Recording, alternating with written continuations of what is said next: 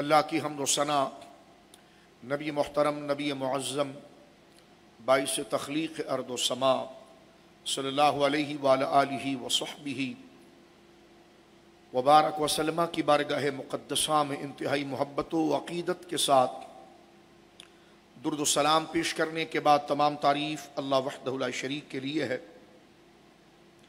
عقیدہ توحید اور مسئلہ ضروریات دین کے تناظر میں اور ایمان کا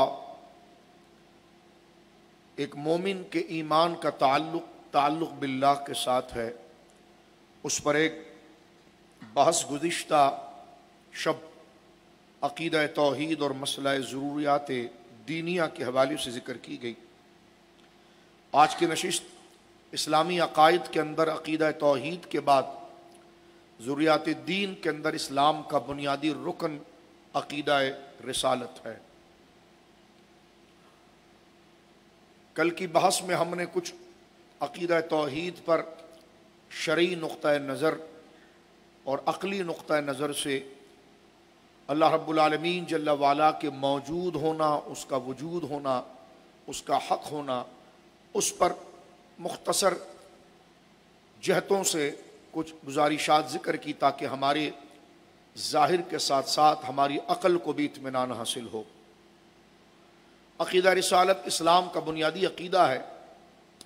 اس پر شرعی نقطہ نظر بصورت علم کلام کے ذکر کرنے سے پہلے یہ بات سمجھنا ضروری ہے کہ نبوت کی ضرورت کیوں پیش آتی ہے اور نبوت کی ضرورت کیا ہے۔ تو اس کا ایک آسان سا عقلی تناظر کے اندر اور شرعی تناظر کے اندر اس بات کو اگر دیکھا جائے تو اللہ رب العالمین نے جس طرح کہ کل کی بحث میں وجود باری تعالیٰ پر بحث ہو چکی ہے اور اس بات کا ہم نے اعتراف اور اقرار کر لیا کہ ہماری تخلیق اور ہماری پیدائش کا مقصد جو ہے وہ معرفت الہی ہے، اللہ رب العالمین کی پہچان حاصل کرنا ہے، جس کو کلام مجید میں ذکر ہوا وما خلقت الجن والانس الا لیعبدون۔ ہم نے انسان اور جنات کو پیدا کیا ہے اپنی عبادت کے لیے، اور عبادت تعظیم کے انتہائی درجے کو کہتے ہیں، اور یہ تعظیم کا انتہائی درجہ اس وقت تک مومن سے سرزد نہیں ہو سکتا، انسان سے سرزد نہیں ہو سکتا جب تک جس کی تعظیم کی جا رہی اس کی پہچان، اس کی معرفت حاصل نہ ہو۔ تو خلاصہ بحث یہاں پر یہ بن گیا کہ مقصد تخلیق یعنی ہماری جو تخلیق ہے اور ہماری پیدائش کا جو مقصد ہے، تو مقصد تخلیق کے حصول کا موقف علیہ ہمیشہ ضرور ہوا کرتا ہے، یعنی ہمیں کیوں پیدا کیا گیا ہے اس کا جاننا انسان کی انتہائی ضرورت ہے کہ ہمیں کیوں پیدا کیا گیا۔ اتنی سمجھدار، اتنی باوقار، اتنی عظیم الشان مخلوق حضرت انسان کہ جن کو اللہ رب العالمین نے اتنی صلاحیت عطا فرمائی، اتنا باکمال بنایا کہ ساری کائنات اس کی مٹھی کے اندر مسخر ہو جاتی ہے۔ دانائی، حسن، عقل، سمجھ، یوں تو مخلوقات میں مخلوق اس کو کہتے ہیں جس کو پیدا کیا گیا ہے، کریشن۔ اب اس کی دو قسمیں ہیں، بعض وہ ہے کہ جس میں جان، حیات، شعور نہیں ہے، اور بعض وہ ہے کہ جس میں شعور اور زندگی ہے، اور جس میں شعور اور زندگی ہے اس میں جانور بھی آتے ہیں، لیکن شعور اور زندگی جن میں ہیں ان میں اس مخلوق میں جو سب سے بڑا طبقہ ہے، جو مخلوقات میں جب سے زیادہ شرف رکھتا ہے، وہ انسان ہے۔ جاندار تو انسان بھی ہے اور جانور بھی ہے، لیکن انسان کی فوقیت اور بلندی ان تمام مخلوق پر اس لیے ہے کہ اللہ نے اسے نطق دی ہے، عقل دی ہے، صلاحیت دی ہے، اور اسے اپنی شریعت کا مکلف کیا ہے، اور یہ نہیں فرمایا کہ ہم نے گائیں بکری ان کو اپنی عبادت کا مستحق کیا، بلکہ فرمایا ہم نے انسان اور جن کو اپنی عبادت کا مکلف کیا، اور عبادت جو ہے اس وقت تک نہیں ہو سکتی جب تک ہمیں معبود کا انٹروڈکشن، معرفت حاصل نہ ہو۔ تو ہماری پیدائش کا مقصد اس بات پر رکھا ہوا ہے کہ ہم اپنے پیدائش کے مقصد کو جانیں کہ وہ کیا ہے، اور وہ اللہ کی معرفت ہے. تو جب ہماری پیدائش کا مقصد اللہ کی معرفت ہے تو اس کا تعلق عالم غیب سے ہے. نبوت کی ضرورت یہ ہے کہ انسان کی ضرورت، انسان کا موقف علیہ معرفت الہی ہے، اور معرفت الہی سے بندے کو جوڑنے والا جو ذریعہ ہے وہ نبوت ہے. یہ بات یعنی یہ وہ چیز ہے کہ نبوت کی ضرورت کس وجہ سے پیش آتی ہے اور اس کی ضرورت کیا ہے. اسی طرح انسان کے لیے انسان کی کئی ضروریات ہیں. کچھ ضروریات وہ ہے کہ جس کو وہ اپنے سینس یعنی حس سے حاصل کرتا ہے. انسان کے اندر اللہ نے 5 سینس، 5 حس کی قوت رکھی ہے. اپنے گرد و نواح کے ماحول کو یا تو وہ اپنی آنکھوں سے دیکھ کر جانتا ہے، اپنے گرد و نواح کے اندر موجود ایگزسٹ کرنے والی چیزوں کو یا تو وہ سن کر پہچانتا ہے، یا سونگھ کر جانتا ہے، یا چکھ کر جانتا ہے، یا اس کو ٹچ اور لمس کر کے جانتا ہے.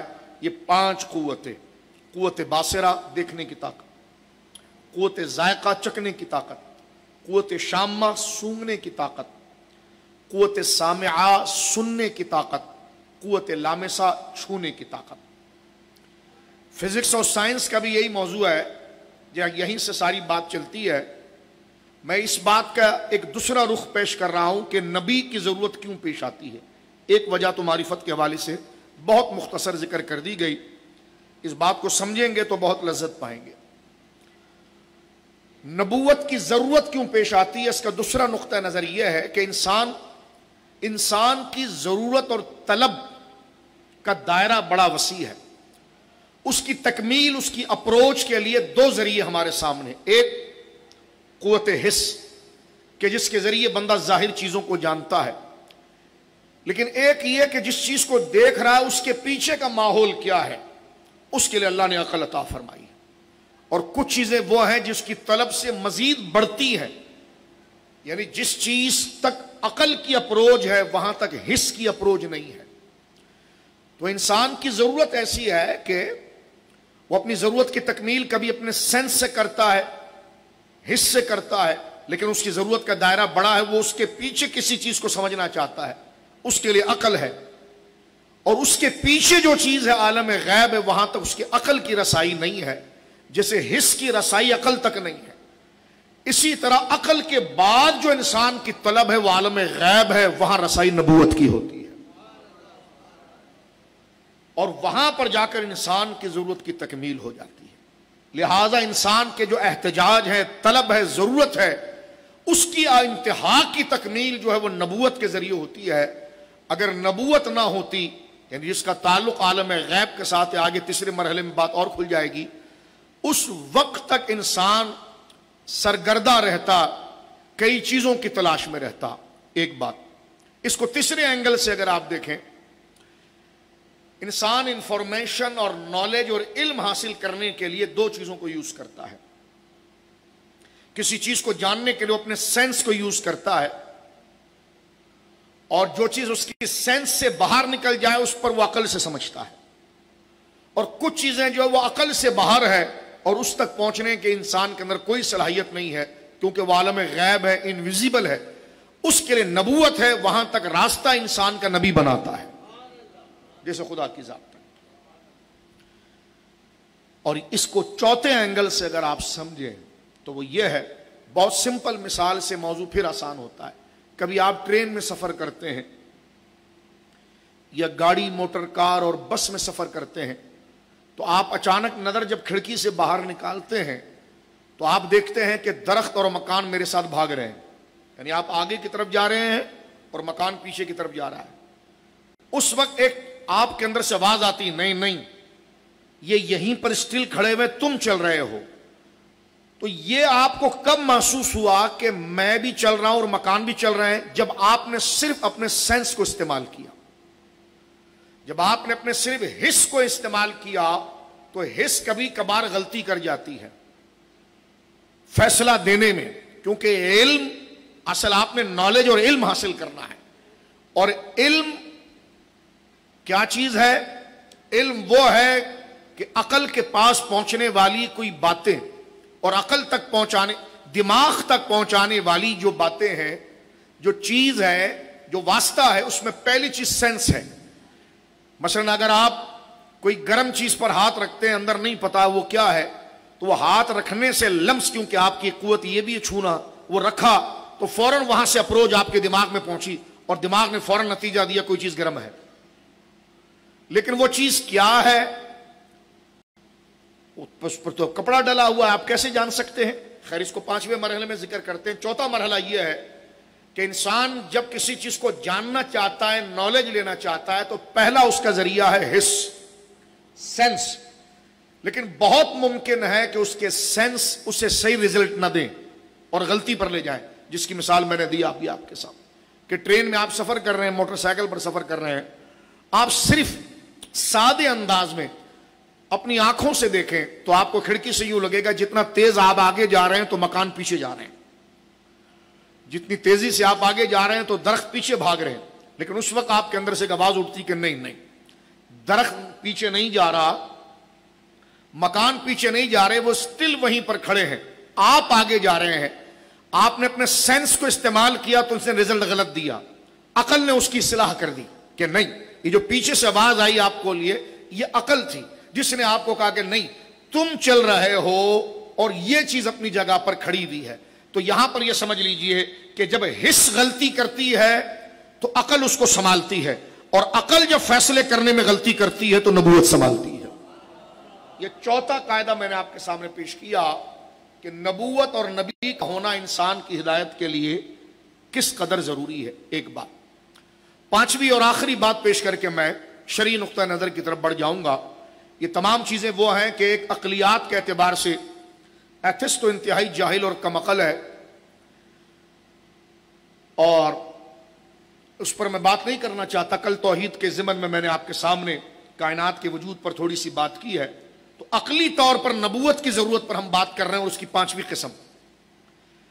میری اور آپ کی، ہر انسان کی تخلیق کا مقصد ہے اللہ کو جاننا، اور اللہ رب العالمین جل وعلا کو جاننا یہ ہماری عقل سے باہر کی چیز ہے، ہماری اپروچ سے باہر کی چیز ہے۔ ہمیں اللہ رب العالمین نے کسی چیز کو جاننے اور سمجھنے اور نالج لینے میں 2 چیزیں دی ہیں، حس اور عقل۔ لیکن ہماری زندگی کا مقصد تھا خدا تک پہنچنا، خدا کو جاننا۔ اگر صرف یہی 2 چیزیں ہمیں دی جاتی اور نبوت کا تعلق ہم سے نہ جوڑا جاتا تو ہم خدا کو کبھی نہیں پاتے، خدا کی پہچان کبھی نہیں پاتے۔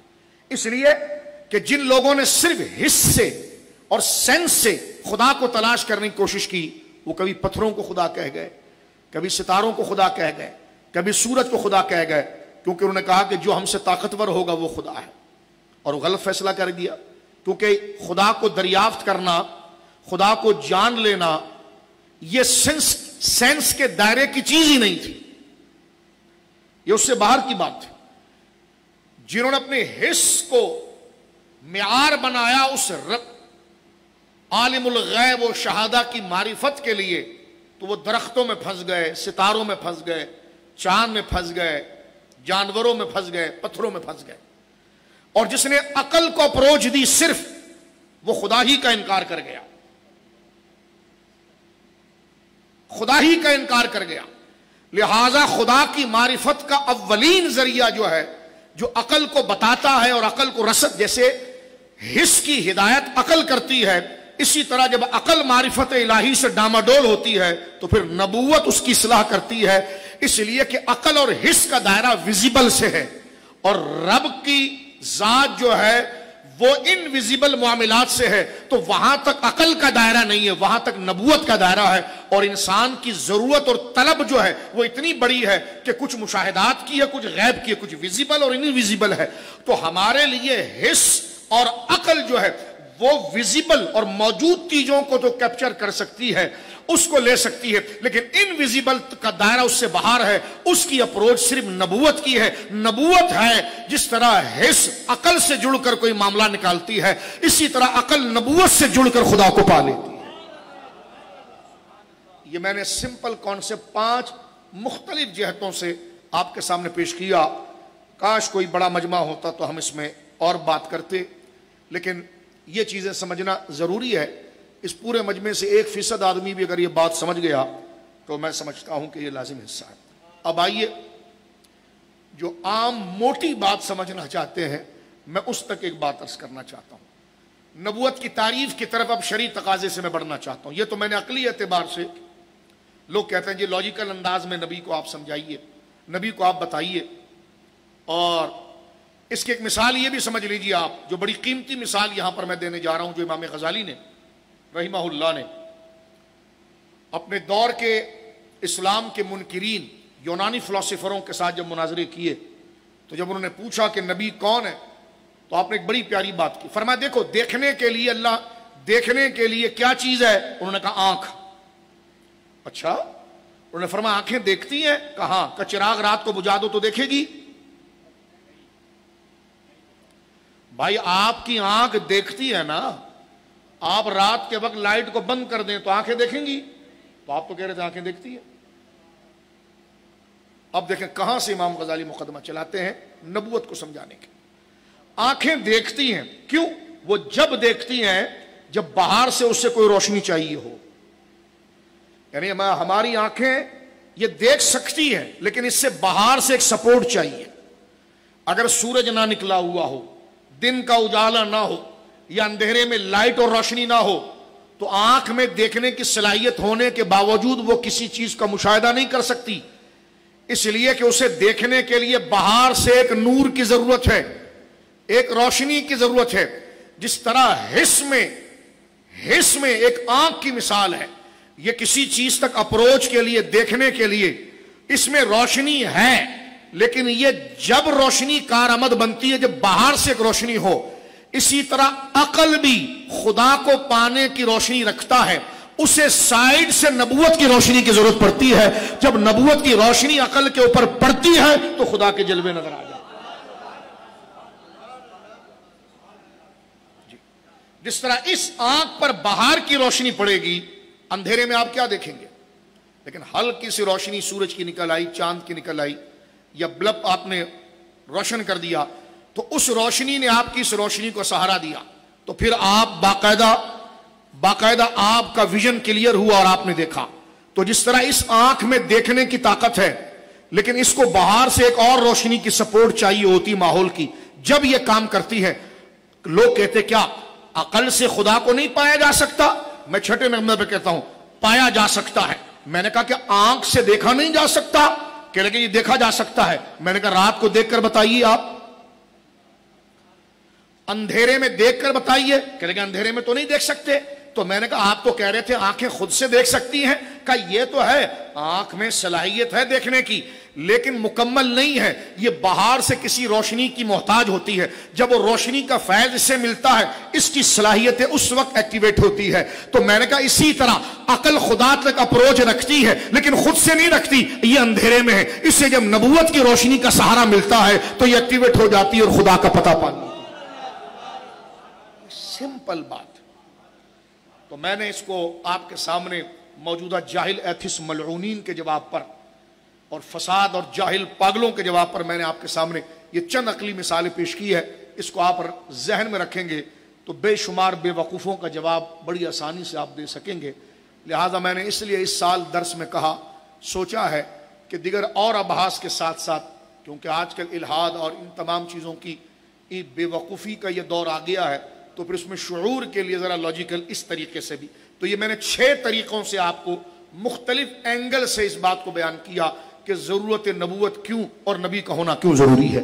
نبی کا ہونا، نبی نہ ہوتا تو نبی سے انسان کا تعلق نہ ہوتا تو انسان اپنی صلاحیتوں سے فائدہ اٹھا ہی نہیں پاتا، اسے پتہ ہی نہیں ہوتا کہ میرے اندر خدا نے کیا کائنات لگائی ہے اور میرے اندر کیا صلاحیتیں ہیں۔ اس کو اپنی صلاحیتوں کا ادراک اور تمیز ہوتی جب ہے، آنکھ کو کب پتہ چلتا ہے کہ میرے میں یہ خوبی ہے کہ میں دیکھ سکتی ہوں، باہر کی روشنی اس کو بتاتی تیرے میں یہ کلام ہے۔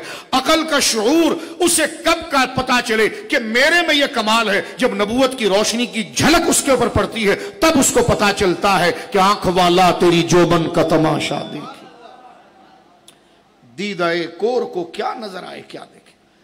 تو یہ میں نے مختلف زاویوں سے آپ کے سامنے اس ضرورت کے بارے میں مختصر سا کلام کیا کہ نبوت کی ضرورت کیوں ہے. نبوت کی ضرورت انسان کے لیے ایسے ہے جیسے زندے کے لیے روح کی ضرورت ہے. یہی بات ہے نا کہ جو 5 باتیں کی میں نے 6 باتیں کی، اگر اس سے نبوت کے تعلق سے انسان کو نکال دیا جائے تو انسان ابس اور بیکار. مثلا آپ دیکھیے ایک اور مثال ساتویں میرے ذہن میں آئی ہے. جو بھی پروڈکٹ ہو، جو بھی مصنوع ہو، جو بھی چیز بنی ہوئی ہو، اس کا کوئی کام ہوتا ہے. جیسے یہ کرسی بنی ہے، اس کا کام ہے بیٹھنا. لیکن ایسی چیز جیسا میں اور آپ اگر اردو اگر آپ سمجھتے ہیں تو بالکل بدو بن کر نہ بیٹھیں، غور بھی کریں. میں چلیں سولو دیکھتا ہوں. صنعت، بنی ہوئی چیز، کوئی بھی چیز جب بنتی ہے تو کوئی بھی جب چیز بنتی ہے اس کا کوئی مقصد ہوتا ہے. اگر وہ اپنے مقصد کو نہ جان پائے تو بیکار ہے. اسی طرح انسان جو اتنا با کمال بنا ہے اس کا کوئی مقصد ہے. اگر یہ اپنے مقصد کو نہیں جانے گا تو ابو جہل کی طرح ایک جانور جیسی زندگی گزارے گا. اس لیے فرمایا کہ من عرف نفسہ فقد عرف ربہ. جس نے اپنی تخلیق کے مقصد اور صلاحیت کو جان لیا فوراً اس نے خدا کو جان لیا. یہ صوفیہ نے جو یہ جملہ کہا ہے نا کہ من عرف نفسہ فقد عرف ربہ، جس نے خود کو جانا اس نے رب کو جانا. کیا مطلب؟ جس نے اپنی پیدائش کے مقصد کو، جو بھی چیز بنتی ہے اس کا ایک مقصد ہوتا ہے.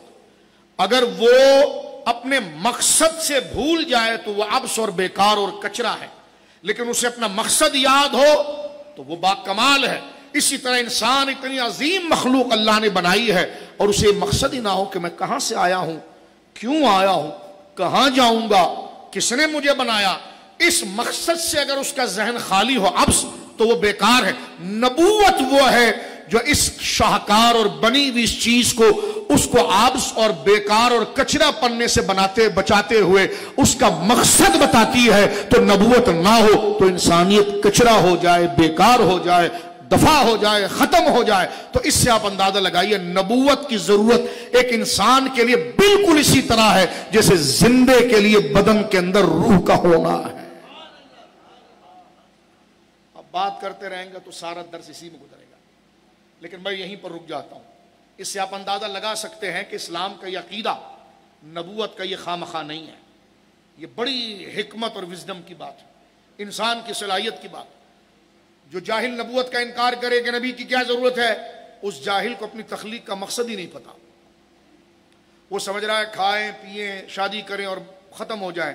ارے تو کسی چیز کو محنت سے باصلاحیت انداز میں کوئی ماڈل بنائے تو باقاعدہ اس کے لیے کیٹلاگ لکھتا ہے، اس میں یہ صلاحیتیں ہیں. تو اگر اپنے علم اور صلاحیت سے اپنی کوئی پروڈکٹ بنائے اور اس کو ماڈل بنا کر لوگوں کو اپنا علم ظاہر کرنا چاہیں کہ دیکھیں میں نے یہ بنایا، تو لوگ کہیں گے اس کا کام کیا ہے، یہ کیا چیز ہے؟ تو کہے گا یہ پوری بک پڑھی ہے، اس میں یہ صلاحیت ہے. میں نے کہا تو جسے بنائے اور اسے اپنے علم کا شاہکار بنائے، لوگ جب سے پوچھے کہ تیرے علم کا یہ نتیجہ ہے، اس کی کیا حیثیت ہے، تو کہ اس میں یہ کمال ہے. تو قدرت نے جس انسان کو بنایا ہے اس میں کوئی کمال نہیں ہے جو اللہ کے علم کا اور اس کی قدرت اور دانائی کا شاہکار ہے. جس کو کہا جا رہا ہے لقد خلقنا الانسان فی احسن تقویم. اللہ فرماتا ہے آسمان زمین ہر چیز ہم نے بنائی ہے، لیکن اپنی قدرت کا جو بہترین ماڈل ہم نے بنایا نا بیلنس، وہ انسان ہے. تو کیا اس کی پیدائش کا کوئی مقصد نہیں؟ یہ میں نے کچھ باتیں آپ کی خدمت کے اندر ذکر کی. آئیے میں آپ کے سامنے اب شرعی عقیدے کی طرف چلتا ہوں، کیونکہ عقیدہ نبوت ہمارا ہے، تاکہ ہر اینگل سے ہم اس مسئلے کو سمجھیں، تاکہ آج کی نشست ہمارے لیے فائدہ مند ہو اور ہم عقیدہ نبوت میں بالکل میچیور ہو جائیں، عقلی تقاضے سے سمجھنے کے ساتھ شرعی انداز میں. آئیے ہمارے علماء متکلمین نبی کی تعریف کرتے ہیں، نبی کی ڈیفینیشن بیان کرتے ہیں کہ نبی کون ہوتا ہے. یہ تو میں نے نبی کی ضرورت بتائی آپ کو، آگے مزید آپ کی خدمت نرس کروں. اور ایک بات یہاں پر یہ بھی سمجھیے، آگے وضاحت اس کی آئے گی. انسانوں میں بھی ہر انسان صلاحیت میں ایک جیسا نہیں ہوتا. ایک بالکل بدو اور غبی ہوتا ہے، اور ایک یہ ہوتا ہے کہ ایک بات سے 100 بات کو سمجھ لیتا ہے. تو انسان میں جس طرح درجے ہیں، یعنی ایک انسان جو بالکل ذہین ہے، ظاہر سی بات ہے بڑے بڑے دانا، فزکس کے ماہر، سائنسدان، صوفیہ جو آئیں وہ انسان ہی تھے، لیکن ان کے ساتھ رہنے والا بالکل بدو جاہل، اس کو تمیز ہی نہیں کسی، اس کے اندر اتنی صلاحیت ہی نہیں کہ مسئلے کو سمجھے، لیکن ان میں اتنی صلاحیت تھی کہ ایک بات سے وہ پیچھے 100 بات کو سمجھ لیتے تھے۔ یہاں سے عقلاً لاجیکل یہ بات ثابت ہو گئی کہ انسان کی صلاحیتیں ایک جیسی نہیں۔ جس طرح انسان میں ایک انسان دوسرے سے بڑا ہوتا ہے، اسی طرح نبی انسان ہونے کے باوجود دیگر انسانوں سے زیادہ اس کی صلاحیتیں بہت اوپر ہو۔ تو لہذا نبی کا جس طرح ہمارے لیے ہونا ضروری ہے، اسی طرح صلاحیتوں میں ہم سے بلند اور مختلف ہونا بھی ضروری ہے۔ اگر وہ سمجھے ہماری طرح، وہ کسی چیز کو انالائز ہماری طرح کرے، اس کے علم کی اپروچ کا دائرہ ہماری طرح محدود ہو، تو ہمیں اور اس میں کیا فرق ہے؟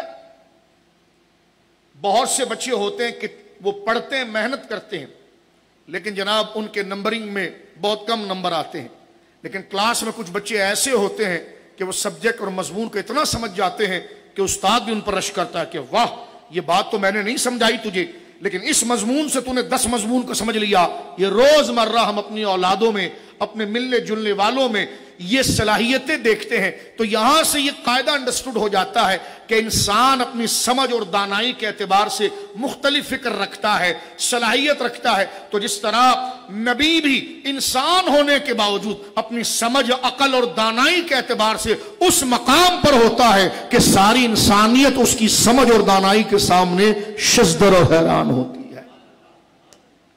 تو اسی طرح نبی انسان ہونے کے باوجود عام انسانوں کی طرح نہیں ہوتا ان صلاحیتوں پر۔ یہ تو میں نے آپ کے سامنے کچھ عقلی باتیں کی ہے، اب مضمون آسان ہوگا جب ہم اس کی شرعی نقطہ نظر کو بیان کریں گے۔ لیکن اس سے پہلے میں نبوت کے حوالے سے ایک عقیدہ پیش کر دوں تاکہ ریکارڈ میں یہ بات آ جائے۔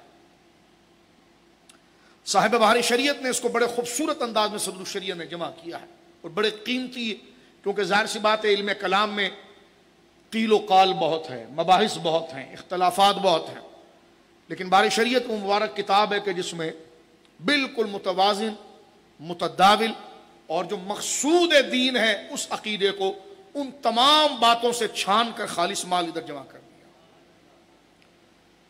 عقیدہ متعلقات نبوت کے ضمن میں خلیفہ اعلیٰ حضرت صدر الشریعہ بدر الطریقہ مولانا امجد علی قادری نور اللہ ضریحہ صاحب بار شریعت ارشاد فرماتے ہیں، عقیدہ نبوت فرماتے ہیں مسلمانوں کے لیے جس طرح ذات و صفات اللہ کا جاننا ضروری ہے، بحث گزر چکی ہے کہ کسی طرح کا انکار یا محال کا اس بات اسے کافر نہ کر دے، اسی طرح یہ جاننا ضروری ہے کہ نبی کے لیے کیا چیز جائز ہے، نبی کے لیے کیا جائز ہے اور کیا واجب ہے اور کیا محال اور امپاسبل ہے، کہ واجب کا انکار اور محال کا اقرار موجب کفر، یعنی جس چیز کو ماننا تھا اس کا انکار کر دے، اور جس چیز کو نہیں ماننا تھا اس کو مان لے۔ تو اسی لیے ضرورت ہے کہ نبوت کے عقیدے کو سمجھا جائے، اس لیے کہ نبوت کے عقیدے کو اسی طرح سمجھنا ضروری ہے جیسے خدا کے عقیدے کو جاننا ضروری ہے، کیونکہ یہ اپنی ترتیب میں سب چیزیں ضروریات نبوت، ضروریات دین سے ہے۔ اور ضروریات دین کی کل ہم نے تعریف آپ کے سامنے کی ہے، میں ریپیٹ نہیں کروں گا، کیونکہ ضروریات دین میں سے کسی ایک کا بھی انکار جو ہے وہ سب کا انکار ہوتا ہے۔ صدر الشریعہ رحمہ اللہ فرماتے ہیں، نبی کی تعریف کر رہے ہیں، فرمایا نبی اس بشر کو کہتے ہیں جسے اللہ تعالیٰ نے ہدایت کے لیے وحی بھیجی ہو، اور رسول بشر ہی کے ساتھ خاص نہیں بلکہ ملائکہ میں بھی رسول ہوتے ہیں۔ نبی اس بشر کو کہتے ہیں جس کو اللہ تعالیٰ نے ہدایت کے لیے وحی بھیجی ہو، اور رسول بشر ہی کے ساتھ خاص نہیں بلکہ ملائکہ میں بھی رسول ہوتے ہیں۔ بات اگر نہیں سمجھ میں آ گئی تو آگے وضاحت کرتے ہیں۔ فرمایا انبیاء سب بشر تھے اور مرد، نہ کوئی جن نبی ہوا اور نہ کوئی عورت، یعنی جتنے انبیاء آئے نبیوں میں کوئی جن کو نبی نہیں بنایا گیا، یہ اکثر قول کے مطابق ہے، کیونکہ یہ علم کلام کی مباحث ہیں، قیل و قال ہے، لیکن اس میں جو سب سے اصح قول ہے وہ یہ ہے کہ نبی جب بھی آئے ہیں وہ انسانوں میں آئے ہیں، نبی جب بھی آئے ہیں انسانوں میں آئے ہیں، اور وہ مرد آئے ہیں، بشر آئے ہیں، اور جنوں میں اور عورتوں کو، جن کو اور عورت کو نبی بنانا یہ نبی کی تعریف میں نہیں ہے۔ آگے ارشاد فرماتے ہیں اور نبی کا معصوم ہونا ضروری ہے، کیونکہ نبی کتنی بڑی ذمہ داری ہے کہ وہ عالم غیب سے جوڑتا ہے۔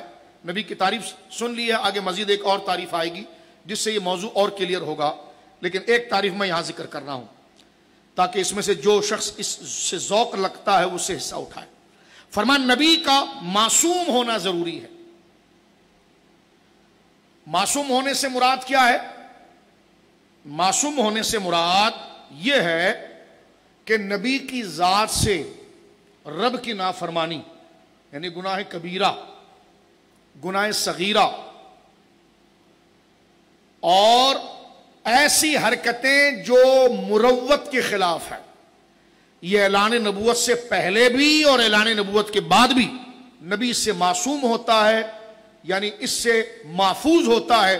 نبی سے ان چیزوں کا صدور عمدن نہیں ہوتا، نہ کبیرہ گناہ، نہ صغیرہ گناہ، نہ ایسے امور، ایسی باتیں جیسے بازار میں کھڑے ہو کے کھانا، زور زور سے باتیں کرنا، چیخ و پکار کرنا، یہ مروت کے خلاف ہے، یہ اخلاق کے خلاف ہے۔ نبی کیونکہ رب کا نمائندہ ہوتا ہے، ان پر ذمہ داری یہ ہے کہ وہ ایک بنیادی مقصد سے، کیونکہ اس کے اوپر تو کوئی منصب نہیں ہے، وہاں تو دائرہ انسانیت ختم ہو جاتا ہے، پھر تو خدا کی ذات ہے جس پر اس دائرے کا اطلاق نہیں ہوتا، تو گویا کہ مقصود اور کمال، انسانیت کے کمال کا جو آخری درجہ ہے وہ نبوت ہے، لہٰذا خدا اس کو اس قدر محفوظ اور پروٹیکٹ اور اس کی حفاظت اس کو اتنا با کمال بناتا ہے، کیونکہ اسی کے ذریعے لوگ خدا کو جانتے ہیں، تو اللہ اس میں کوئی ایسی عادت، اس کی شکل، اس کے اخلاق، اس کے مزاج میں ایسی کوئی چیز نہیں رکھتا جس سے لوگ اس سے گھن کھائیں، بھاگ جائیں، بلکہ اللہ رب العالمین اس میں ایسا کمال رکھتا ہے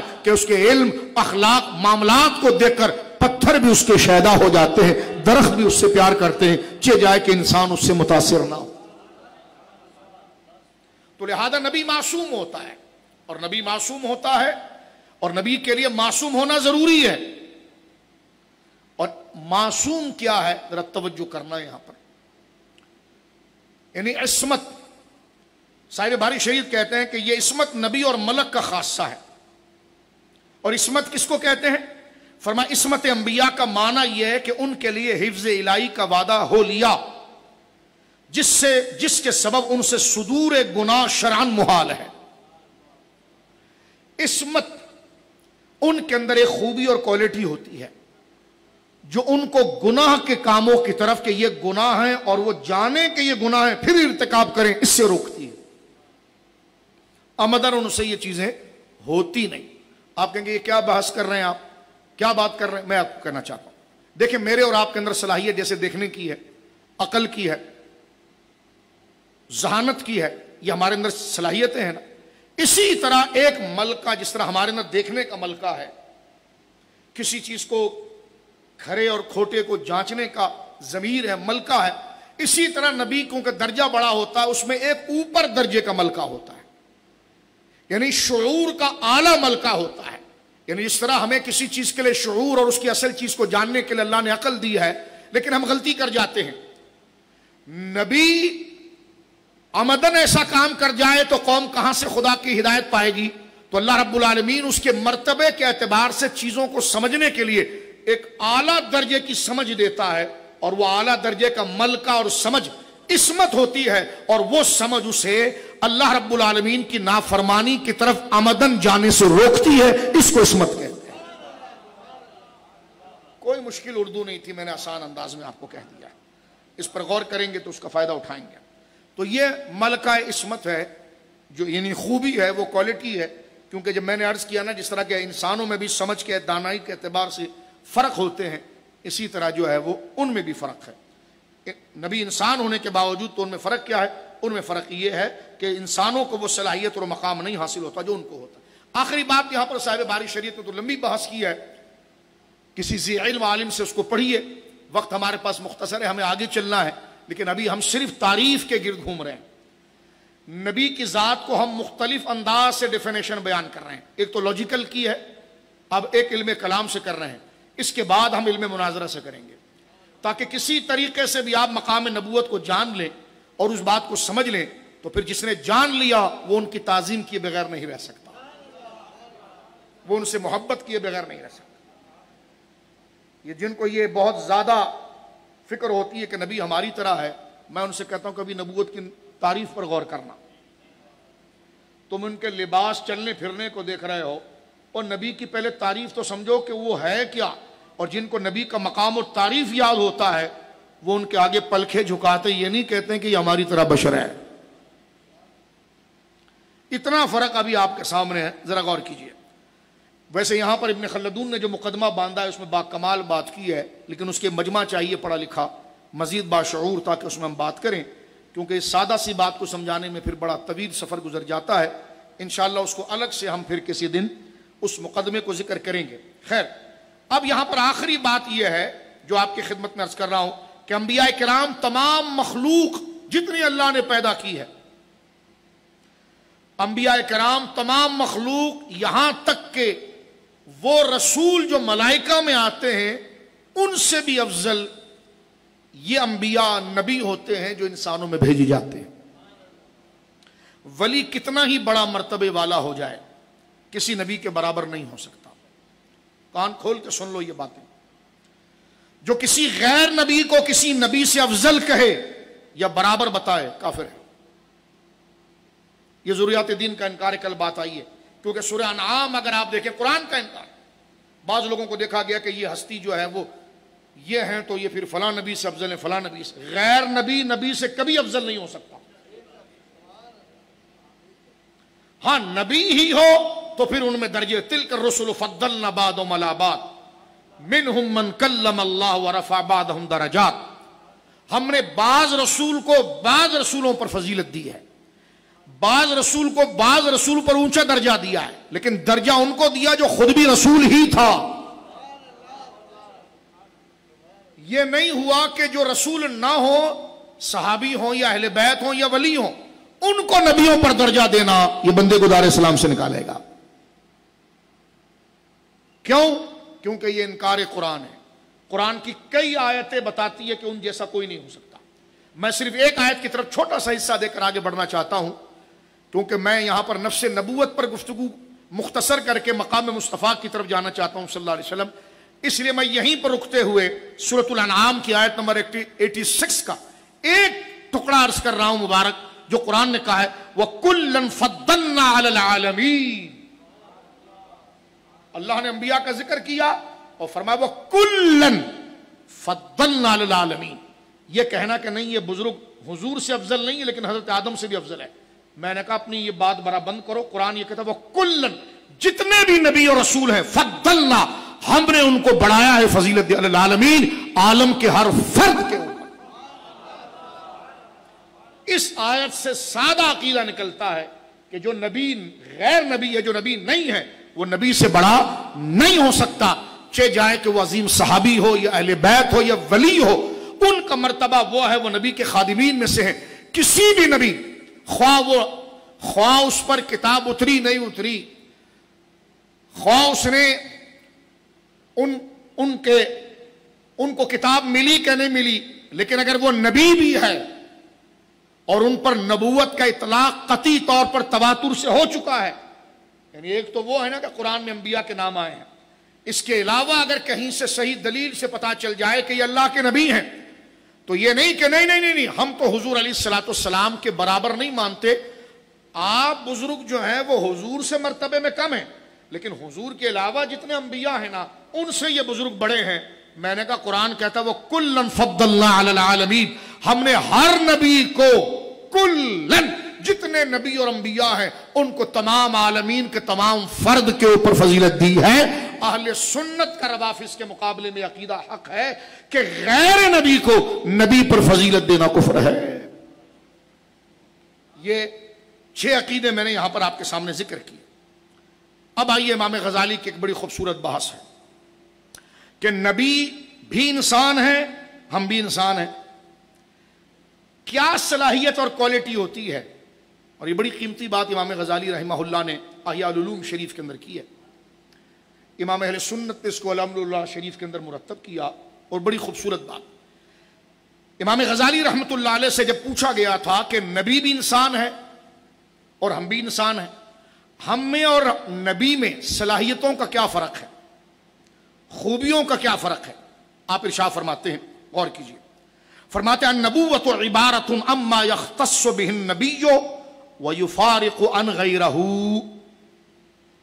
فرمایا یعنی نبوت وہ چیز ہے، وہ وصف ہے، وہ خوبی ہے، وہ مقام ہے، وہ اللہ کی طرف سے دیا جانے والا منصب ہے جو نبی کے ساتھ خاص ہے، اور نبی اس وصف کی وجہ سے اوروں سے ممتاز ہو جاتا ہے، بڑھ جاتا ہے. وہ یختص بانواع من الخواص، وہ نبی جب نبوت اسے ملی ہے تو وہ نبوت کی وجہ سے وہ نبی کئی قسم کی خوبیاں اس نبی کے ساتھ خاص ہو جاتی ہے، باوجود یہ کہ اور لوگ بھی انسان ہیں، نبی بھی انسان ہے، لیکن نبی میں جو وصف نبوت ہے اس کی وجہ سے چند خوبیاں اس میں ایسی آ جاتی ہے کہ انسان ہونے کے باوجود انسان نہیں، انسان وہ انسان ہے. یہ جو اعلیٰ حضرت نے علم کلام کی اس تفصیل کو اپنے اس کلام میں، یعنی پھر اس طرح نہیں ہو پاتا. اب ذرا غور کیجیے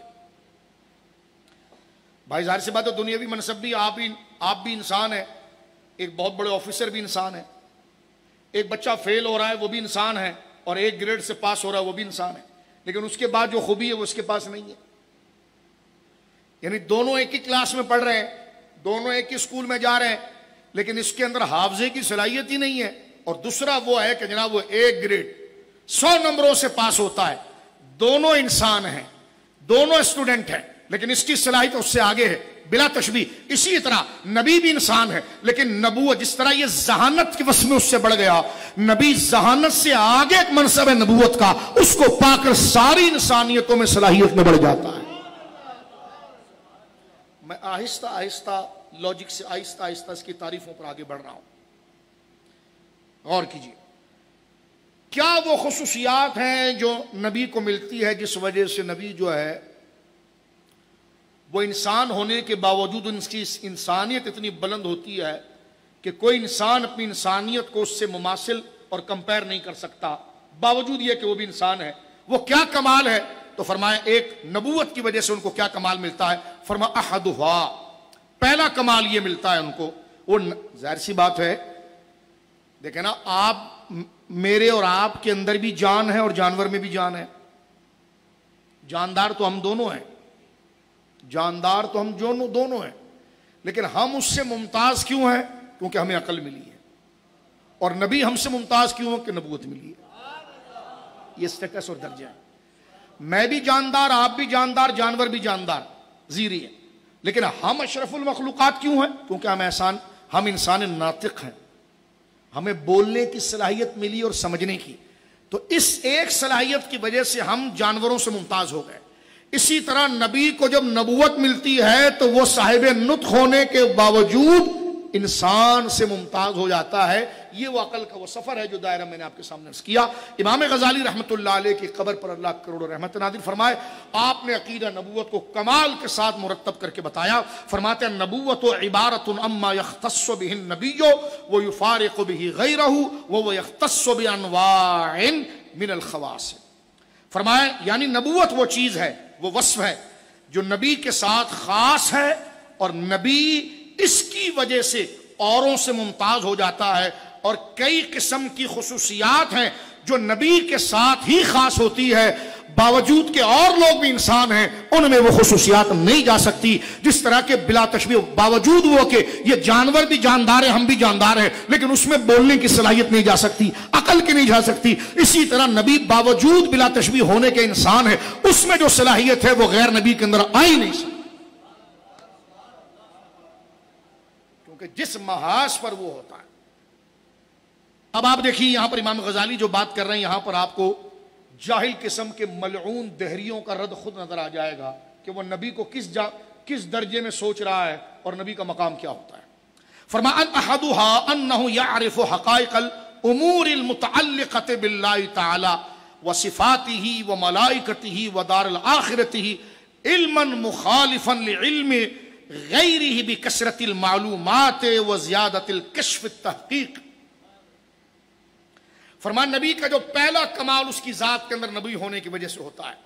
جیسا آپ جاندار ہونے کے باوجود آپ کو عقل ملی ہے تو آپ ایک چیز سے 100 چیزوں کو جان لیتے ہیں.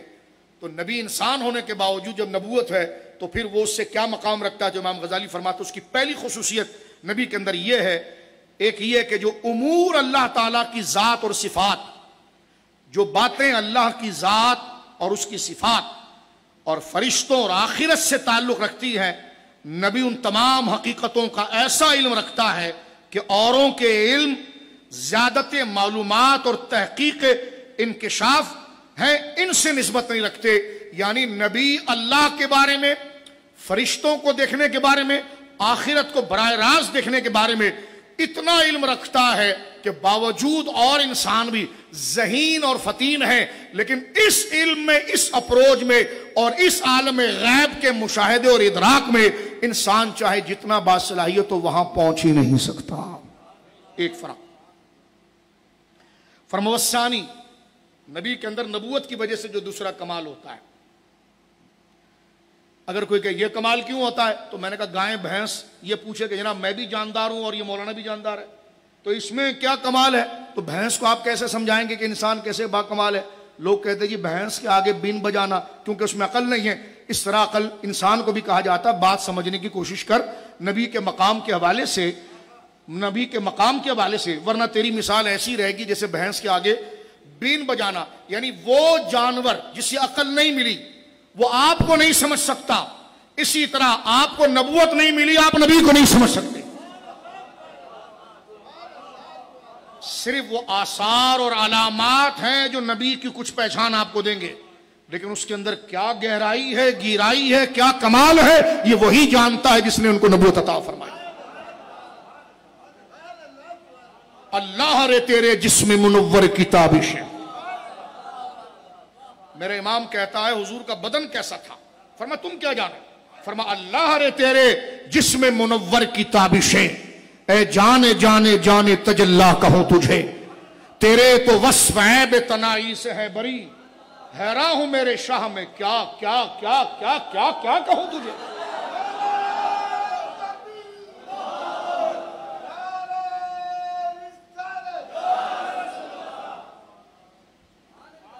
جس طرح ایک جانور انسان کی عقل کو نہیں سمجھ سکتا اور اس عقل کے ذریعے جو اس میں کمال پیدا ہو رہا ہے، گائیں بھینس بکریاں یہ انسان کو نہیں جان سکتی باوجود کے دونوں جاندار ہیں. تو باوجود کے نبی اور ہم دونوں انسان ہیں، لیکن جس طرح وہ جانور ہمارے پاس عقل ہونے کی وجہ سے اس عقل کے کتنے کمالات ہیں وہ نہیں جان سکتا، اسی طرح انسان نبی کی نبوت کے جو کمالات ہیں باوجود عقل رکھنے کے اس کو نہیں جان سکتا. یہ وہی جانتا ہے جس نے اس کو وہ مقام عطا فرمایا. لیکن رضا نے ختم سخن اس پہ کر دیا. یہ میری گفتگو کا خلاصہ امام یہاں پر جو بات کر رہے ہیں اس کو نعت کے طور پر لیجئے، لیکن یہ مضمون وہی جو امام بیان کر رہے ہیں. لیکن رضا نے ختم سخن اس پہ کر دیا کہ کیا ہے آپ کا؟ بس اتنا ہی جانتا ہوں کہ خالق کا بندہ خلق کا آقا کہوں تجھے. میں بس اتنا ہی جانتا ہوں کہ آپ خالق کے بندے ہیں اور خلق کے آقا ہیں. اس درمیان کتنی وسعت ہے یہ مجھے نہیں پتا، کیونکہ میری اپروچ ہی نہیں ہے وہاں تک.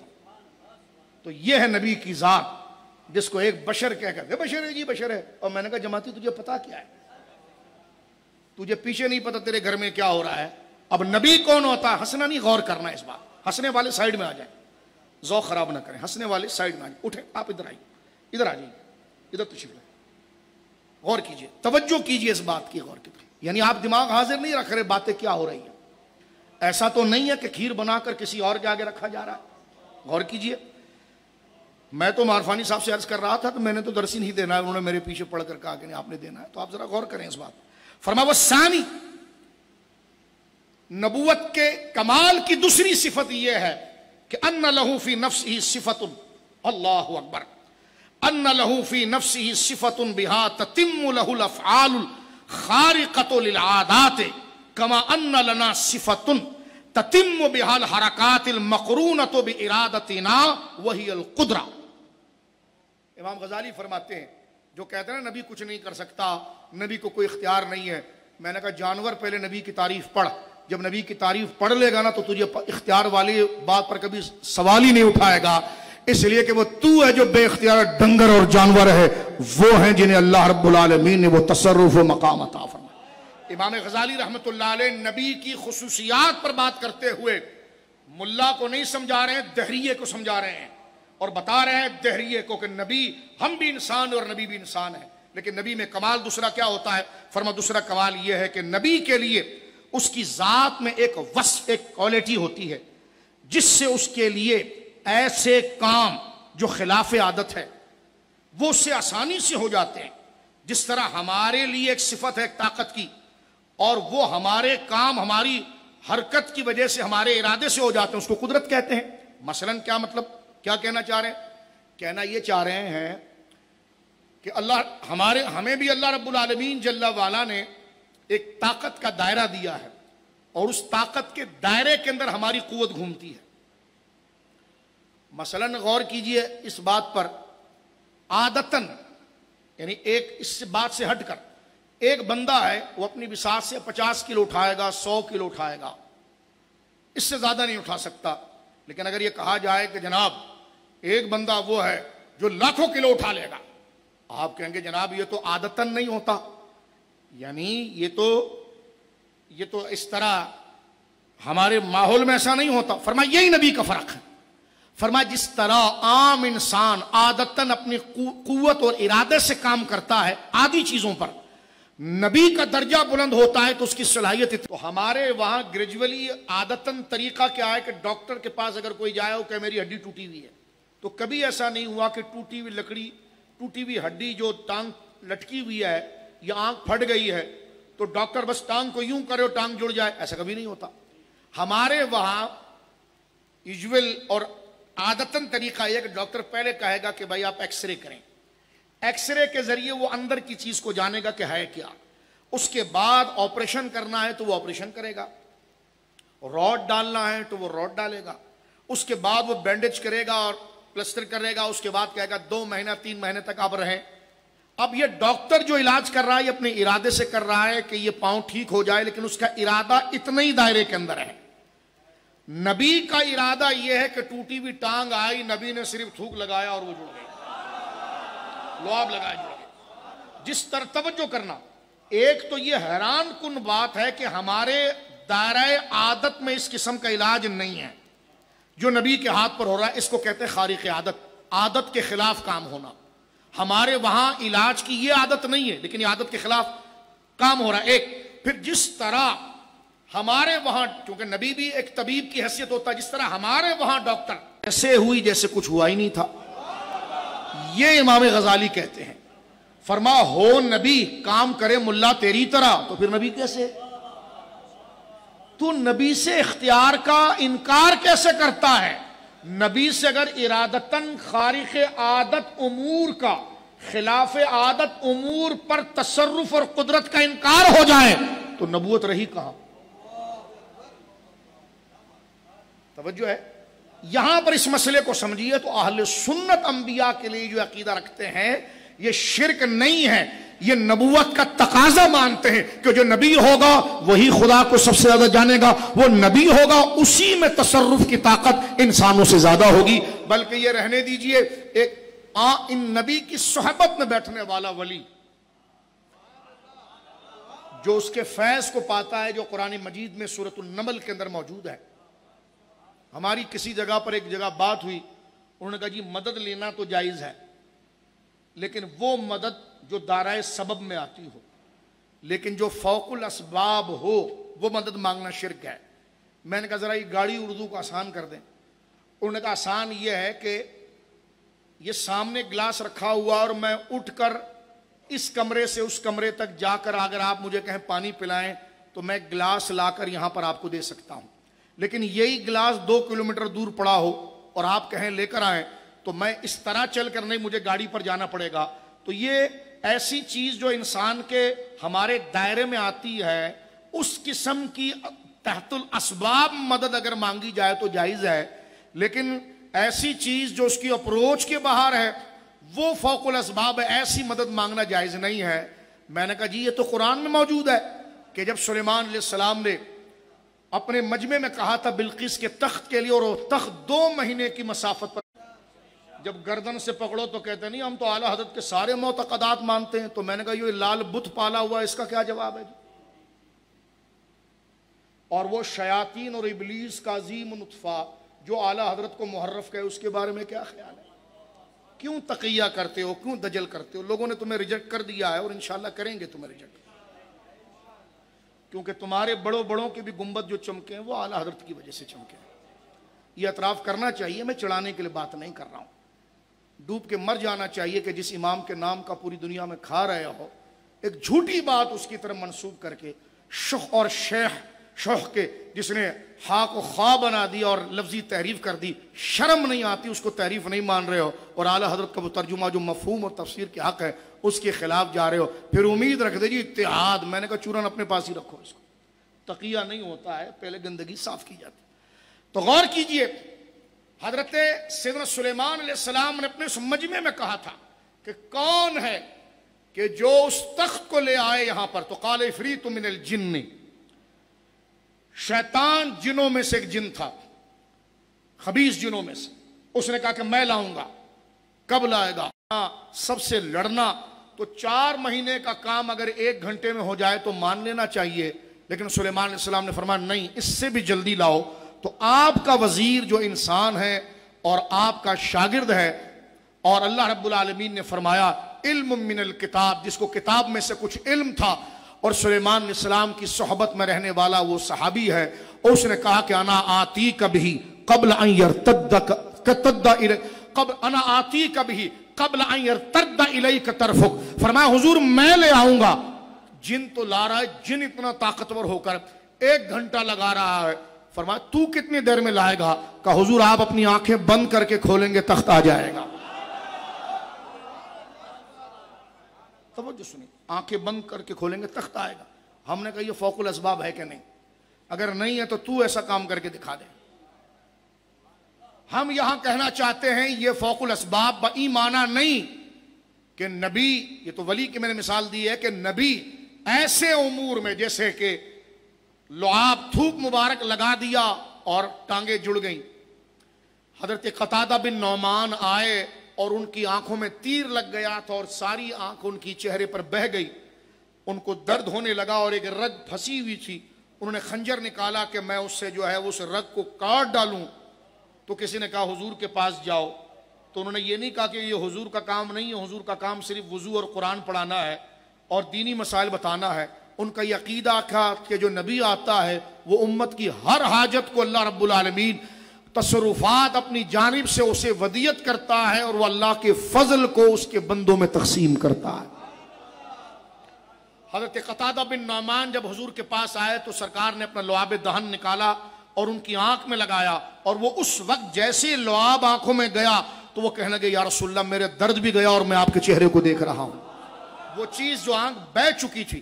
میں نے کہا دیکھیں یہاں پر کوئی ڈاکٹر ایسا نہیں جو علاج کرے، یہ نبی نے کیا، لیکن یہ ما فوق الاسباب نہیں. اس حوالے سے کہ ہماری جیسی طاقت اور درجہ تھا اس کے لیے ہمارے لیے کاز اور سبب تھا. نبی کے لیے جیسا درجہ ہے وہ سبب ہے. جس طرح اللہ رب العالمین ہمارے لیے خیر کے اسباب ہم خود تجویز کرتے ہیں اور اللہ اس کو تخلیق کرتا ہے، تو جس طرح ہماری بساط اور دائرہ ہے اتنے ہمارے اسباب ہیں. نبی کی طاقت اور منصب جیسا ہے وہاں پر بھی خالق اللہ ہی ہے، لیکن سبب کا دائرہ اس کی طاقت اور ارادے اور اس کی نبوت کی وجہ سے بلند ہے. اس لیے وہ ان چیزوں کے اسباب کو اختیار کرتا ہے جہاں تک انسان کی عقل بھی نہیں پہنچتی ہے. اور یہ کام کیسے ہوتا ہے؟ اب یہاں پر ایک سوال بن جائے گا کہ وہ تو نبیوں کے معجزے ہیں. تو میں نے کہا اس سے کیا ہوتا ہے؟ کہتے ہیں معجزہ تو وہ ہوتا ہے کہ جو نبی کے اختیار میں نہ ہو. میں نے کہا دیکھیں یہ بات علماء نے لکھی ہے. معجزے کی 2 قسمیں ہیں. ایک وہ معجزہ ہے جس میں نبی کا دخل نہیں ہوتا، جیسے قرآن کا نزول. اس میں حضور کا اختیار نہیں ہے کہ جب میں چاہوں اپنے اوپر آیت اتار لوں. یہ وہ قرآن معجزہ بھی ہے لیکن اس میں اختیار کے ہم قائل نہیں. لیکن دوسری کیٹیگری جو ہے جو معجزات میں ذکر کر رہا ہوں آپ کے سامنے، کہ کھارے پانی میں لعاب ڈالا تو پانی میٹھا ہو گیا، सूखे कुएं में लुआब डाला तो कुआं मुंह तक भर गया, मशकीज़े के अंदर कुल्ली कर दी तो पानी खत्म नहीं हुआ, दूध का गिलास अपने दाहने मुबारक से पिया तो 70 पीते रहे उतना ही रहा, जाबिर की छोटी सी हांडी में थोड़ा से खाया तो जनाब पूरे खंदक को काफी हो गया, कतादा बिन नौमान की आंख को जोड़ दिया, हजरत अब्दुल्ला बिन अतीक की पांव को जोड़ दिया। ये वो मौजज़ात हैं जो नबी के तसर्रुफ में होते हैं। कैसे? गौर कीजिए, एक सादा सी मिसाल कहा जाए कि नहीं ये मौजज़ात हैं और नबी के इख्तियार में नहीं, और इमाम गजाली इसको इरशाद क्या फरमा रहे हैं कि ये चीज़ क्या है। इमाम गजाली रहमतुल्लाह अलैह इस बात को कहते हैं कि बिइरादतिना वहिय कुदरा, नबी ये काम इरादे और इंटेंशन से करता है और इसको नबी की ताकत कहते हैं। मैंने कहा उलमा तो उसको नबी की कुदरत कह रहे हैं, ताकत कह रहे हैं, और आप कह रहे हैं नबी को ताकत नहीं होती। एक बात मैं पूछना चाहता हूं, मुझे ये बताओ, हजरत कतादा बिन नौमान की आंख हुजूर ने जोड़ी का जोड़ी, अब्दुल्ला बिन अतीक की टांग जोड़ी, मौला अली की आंखें दुख रही थी, सरकार ने लुआब डाला, उसी वक्त जुड़ गई। एक साहबी जो बिल्कुल नाबीना थे, बचपन में नाबीना हो गए, सरकार ने उनकी आंखों में फूंक लगाई और फूंक से सरकार के लुआब के जो मुख्तसर से जर्रे बज़ाहिर अर्ज कर रहा हूँ, छोटे छोटे जर्रे, लफ्ज़ छोटा जाहिर कर रहा हूँ, जो लुआब के जर्रे आपके आंखों में पड़े और आंखें आ गई, ये हुआ कि नहीं हुआ? का हुआ। मैंने कहा मुझे ये बताओ, इस पर हुजूर को अजर मिला कि नहीं मिला अल्लाह की जानिब से? अगर तू कहे नहीं मिला तो तू अपनी ईमान की खैर कर, और अगर तू कहे कि इस काम करने पर हुजूर को अल्लाह ने सवाब और अजर दिया, तो अजर और सवाब उसी काम पर मिलता है जो इख्तियारी होता है। यहां से मैंने मौजज़े की तकसीम भी आपके सामने जिक्र कर दी, और ये इमाम गजाली फिलोसफरों को जवाब दे रहे हैं, मुल्हिदों को जवाब दे रहे हैं, एथिस्ट को जवाब दे रहे हैं। वो तो मुसलमान हो रहा है लेकिन ये इस्लाम से बाहर जा रहा है। आप समझने की कोशिश करें, ये इमाम गजाली बात कर रहे हैं। आप फरमाते हैं ये कुदरत है। और आखिरी बात इमाम गजाली ने लिखी कि चौथी चीज जो नबी को मिलती है वो गैर नबी को मिलती नहीं है। वो क्या है? अन्न लहू सिफतुन।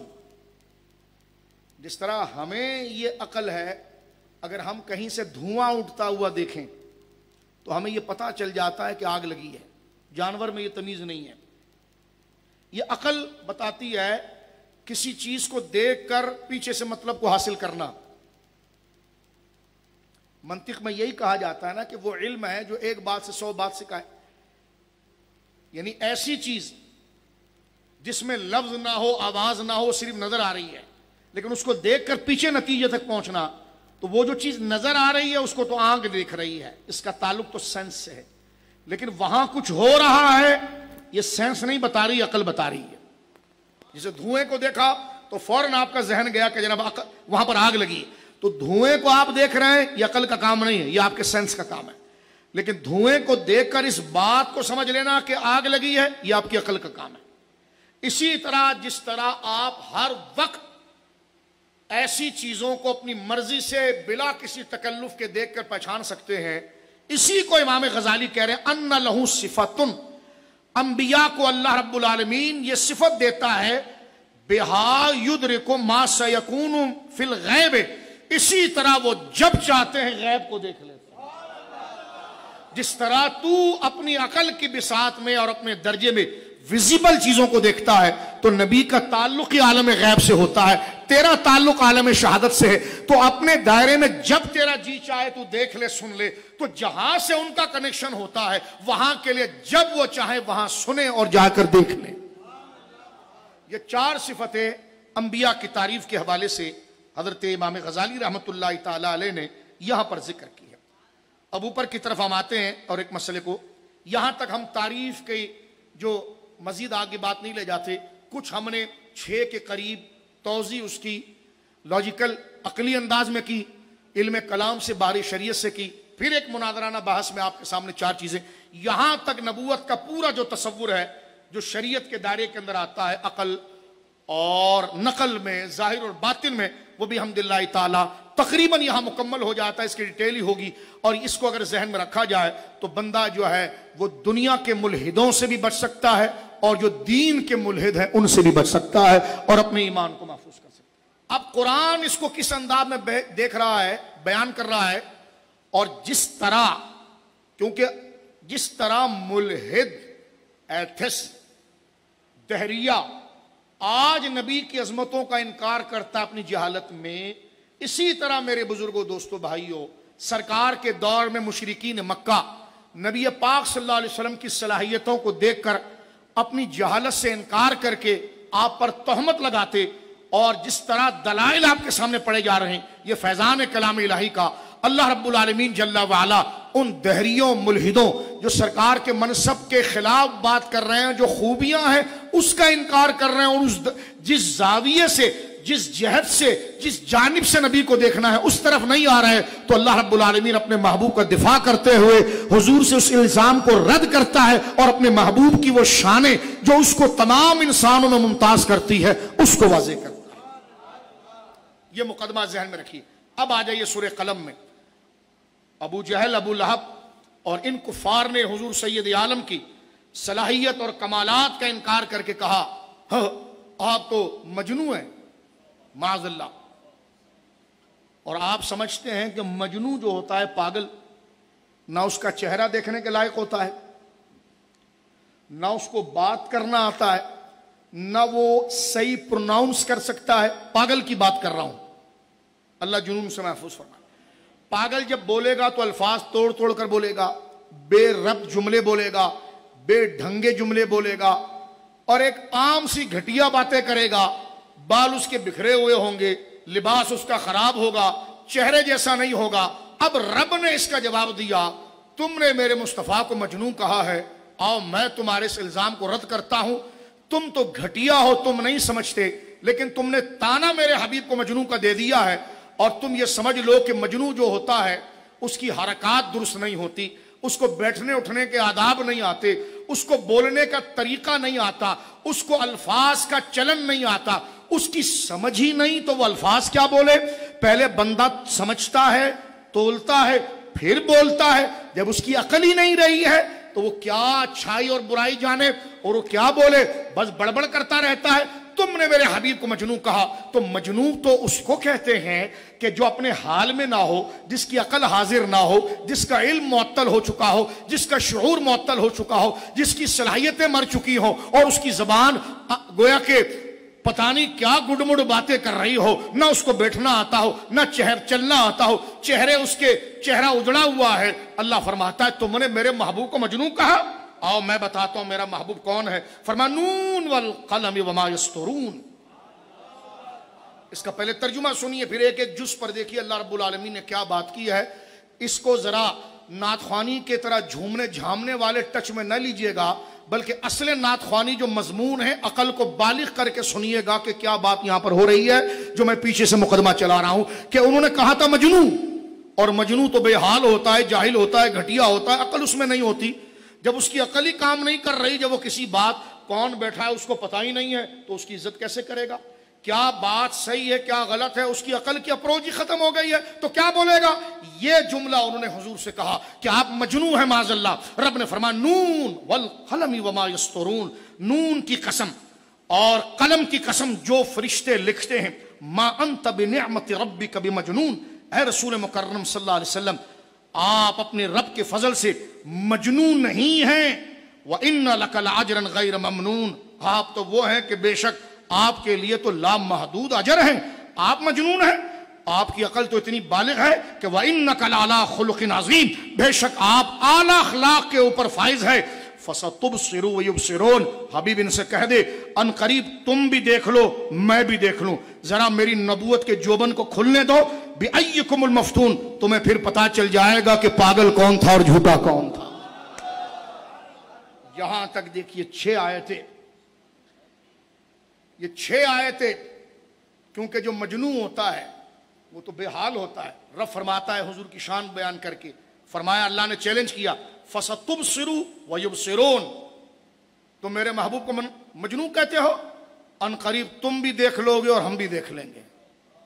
جب اس کی آفتاب نبوت کی جھلکیاں پھیلیں گی نا تو پھر حسن یوسف پہ کٹی مصر میں انگشت زنا۔ ہاں یہ وہ ہے کہ سر کٹاتے ہیں تیرے نام پر مردانے، تم ہمارے حبیب کو مجنون کہہ رہے ہو، اس کی صلاحیتوں کو اب اجاگر ہونے دو۔ فَسَتُبْصِرُ وَيُبْصِرُونَ، فرمان قریب تم بھی دیکھ لو گے اور وہ بھی دیکھ لیں گے۔ بِأَيِّكُمُ الْمَفْتُونُ، تم میں سے کون مجنون تھا اور کون تھا یہ وقت بتائے گا. اور وقت نے بتایا جب حضور کا ظہور فتح مکہ کے اندر ہوا، بدر میں ہوا، احد میں ہوا.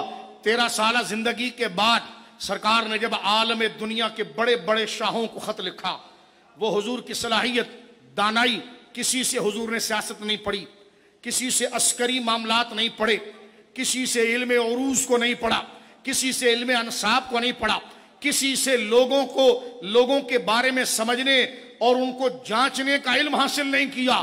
لیکن ہجرت کے بعد جب وہ صلاحیتیں پھیلنا شروع ہوئی، اللہ اکبر، جن کی صحبت میں ایک ایسا بندہ جس کی عقل کام نہ کرتی ہو، لوگ اپنے گاؤں اور دیہات میں کہیں ارے یہ تو کسی بات کو سمجھتا نہیں ہے، لیکن جب وہ مصطفیٰ کریم کے پاس آئے اور 1 منٹ ملاقات کرے اور سرکار اس کی گردن پر اپنا سر مبارک رکھ کر اس کے کان میں کچھ نصیحت کرے، وہ اتنا باشعور ہو جائے، جب گاؤں لوٹ کر جائے لوگ حیران ہو جائے یہ اتنا سمجھدار ہو گیا. فرمایا تم ہمارے حبیب کو مجنون کہتے ہو؟ اس کی صحبت میں غبی آ جائے تو اپنے وقت کا سمجھدار بن جاتا.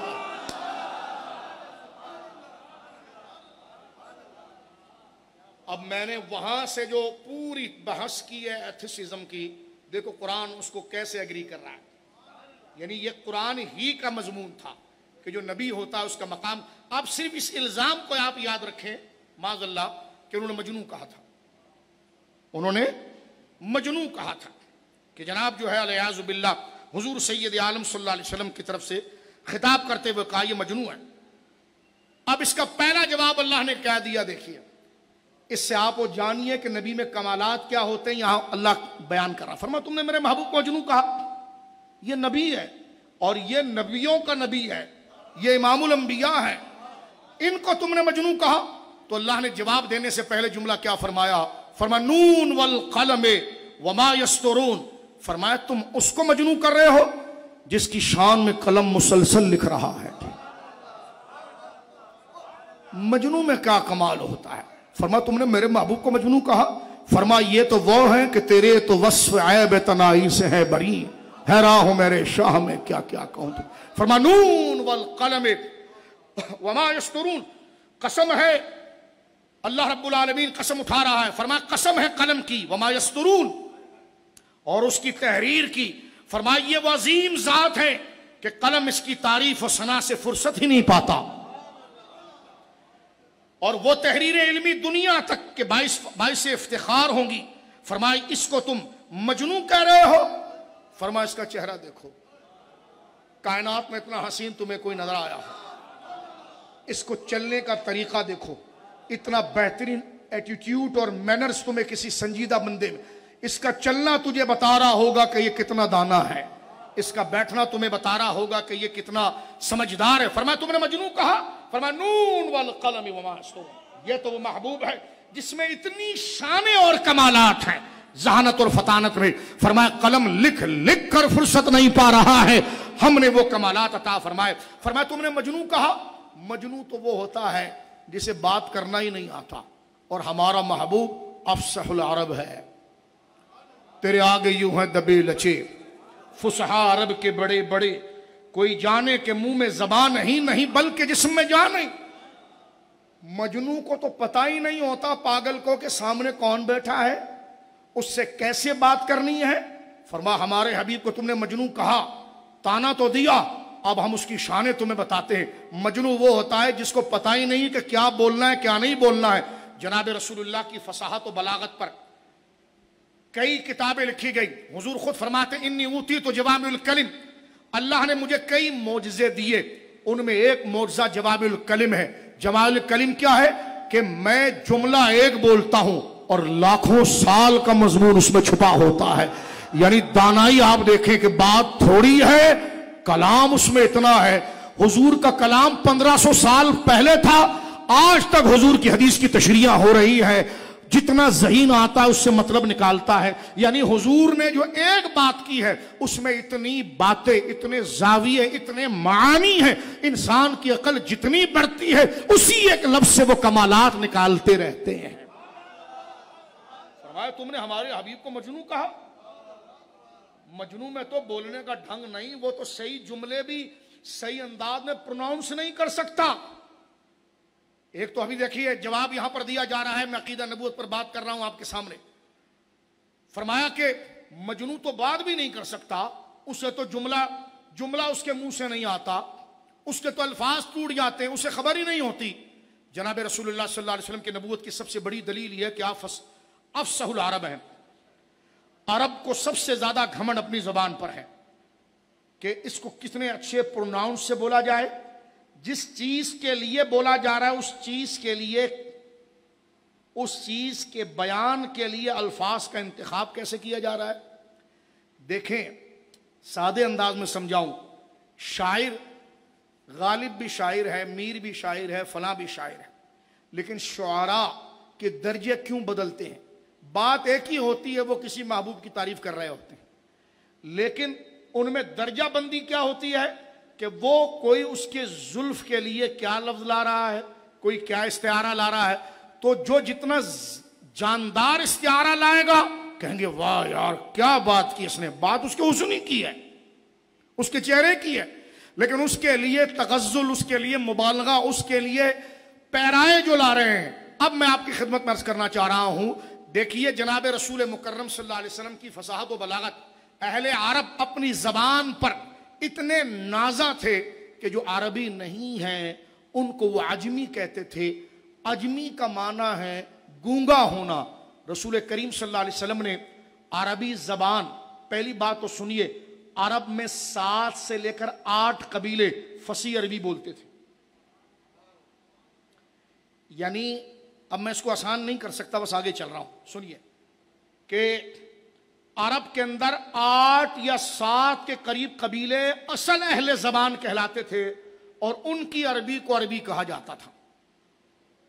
اور حضور تو حجاز میں رہتے تھے، وہ قبیلے اور جگہ پر، سرکار نے کسی لینگویج کلاس میں جا کر ان تمام کے لہجوں کو کبھی نہیں پڑھا کہ وہ ایک جناب جو ہے ایک قبیلہ اس گلاس کے لیے ایک لفظ استعمال کرتا ہے، دوسرا قبیلہ بیان گلاس ہی کو کرے گا لیکن دوسرا لفظ لائے گا، تیسرا قبیلہ بیان بتائے گا گلاس ہی کی پوزیشن لیکن تیسرا مختلف لفظ لائے گا۔ ایسے 8 قبیلے بن گئے، اور یہ آٹھوں لفظ جو ایک چیز پر بولے گئے یہ 8 کے 8 فصیح ہیں، یہ 8 فصیح ہیں اور الگ الگ ہیں۔ اب حضور سید عالم تو حجاز میں رہے، حضور نے نہ کبھی ان کا لہجہ پڑھا نہ کبھی انسٹیٹیوٹ میں گئے، لیکن صحابہ کہتے ہیں سرکار علیہ الصلوۃ والسلام جب کہیں تشریف لے جاتے، یا عرب قبیلہ بنو طے یا مدر یا فلانا یا طائف، یہاں کے قبیلے یا یمن، یہاں کے لوگ جب حضور پاس آتے تو سرکار، کیونکہ ہر قبیلے کا ایک دوسرے کے لیے خیر خیریت پوچھنے کا انداز مختلف تھا، ایک الگ الگ انداز میں وہ پوچھتے خیریت ہی تھے لیکن الگ الگ انداز میں۔ سرکار نے ہر ایک کی زبان کے لیے کوئی انسٹیٹیوٹ نہیں لیا کہ سب میں اس میں پی ایچ ڈی کریں۔ سرکار دو عالم کے پاس جب الگ الگ 8 قبیلے کے فصیح لوگ آتے تو سرکار ہر ایک سے انہی کے لہجے میں بات کرتے، یہاں تک کہ قریش عرب جو فصیح قبیلہ ہے ان میں کئی صحابہ حضور کی اس عربی کو دیکھ کر دنگ ہوتے، کہتے یہ خود بھی عربی ہیں اور فصیح ہیں، وہ حضور سے کہتے یا رسول اللہ آپ نے یہ جو لفظ کہا عربی یہی ہے، لیکن ان حضور سے پوچھتے حضور اس کا معنی کیا ہوگا؟ فرمایا نون والقلم وما یسطرون ما انت بنعمت ربک بمجنون، تم نے ہمارے حبیب کو مجنون کہا، مجنون کو تو تمیز ہی نہیں ہے کہ لفظ کیا ہوتا ہے، زبان کیا ہوتی، بات کیا ہوتی ہے۔ یہاں تک کہ قریش مکہ اور مکہ کے کفار اور مدینے کے یہود کو یہ پتا تھا کہ انہوں نے یہ زبانیں اور زبانوں کا میں جو فرق ہے، قبیلوں کا جو فرق ہے، یہ میں بار بار ادھر اس لیے ہی گھوم رہا ہوں کہ یہ وہ زبان ہے کہ جن کو اپنی زبان پر ناز تھا۔ کئی لوگ تو صرف اس لیے مسلمان ہوئے کیونکہ ان کو زبانوں فرض، تو سرکار نے ان کے قبیلے کے جو پرانے شاعر ہیں نا ان کی شاعری پڑھ دی، انہوں نے تو دل ہی اٹھا کے قدموں میں رکھ دیا، کہنے کہ واہ کیا بات کر دی آپ نے اپنے قبیلے کی، آپ نے ہمارے قبیلے کو کیسے جانا؟ سرکار نے 10 باتیں ان کے قبیلے کے بنیادی فساد کی اور پڑھ دی. انہوں نے کہا آپ اللہ کے رسول ہاتھ بڑھائیے ہم کلمہ پڑھتے ہیں. ما انت بنعمت ربک بمجنون، آپ اپنے رب کی نعمت کو پانے والے ہیں اور آپ مجنون نہیں ہیں. قرآن کریم کیا ذکر کر رہا ہے؟ اللہ رب العالمین فرما رہا ہے ما انت بنعمت ربک بمجنون، یہ آپ کو مجنون کہہ رہے ہیں، اور آپ اپنے رب کے فضل اور کمال کو پانے والے ہیں، آپ مجنون نہیں ہیں. آپ تو وہ باصلاحیت ہیں کہ انسان نہیں انسان، وہ انسان آپ تو وہ ہیں. لوگوں نے خدا کو تو نہیں دیکھا، لیکن خدا کا علم کتنا وسیع ہے، وہ کیسے دانا ہے، وہ کیسا با کمال ہے. فرمایا دیکھو جسے بنایا اس کو دیکھ لو. فرمایا اللہ کی سرتاب قدم شان ہے، ان کے ہاتھ دیکھو، کسی بندے کا اتنا حسین ہاتھ بتا دو. میرے دوستوں موضوع میرا نہیں ہے، آپ شمائل پڑھیے اور دیکھیں اتنی بیلنس باڈی.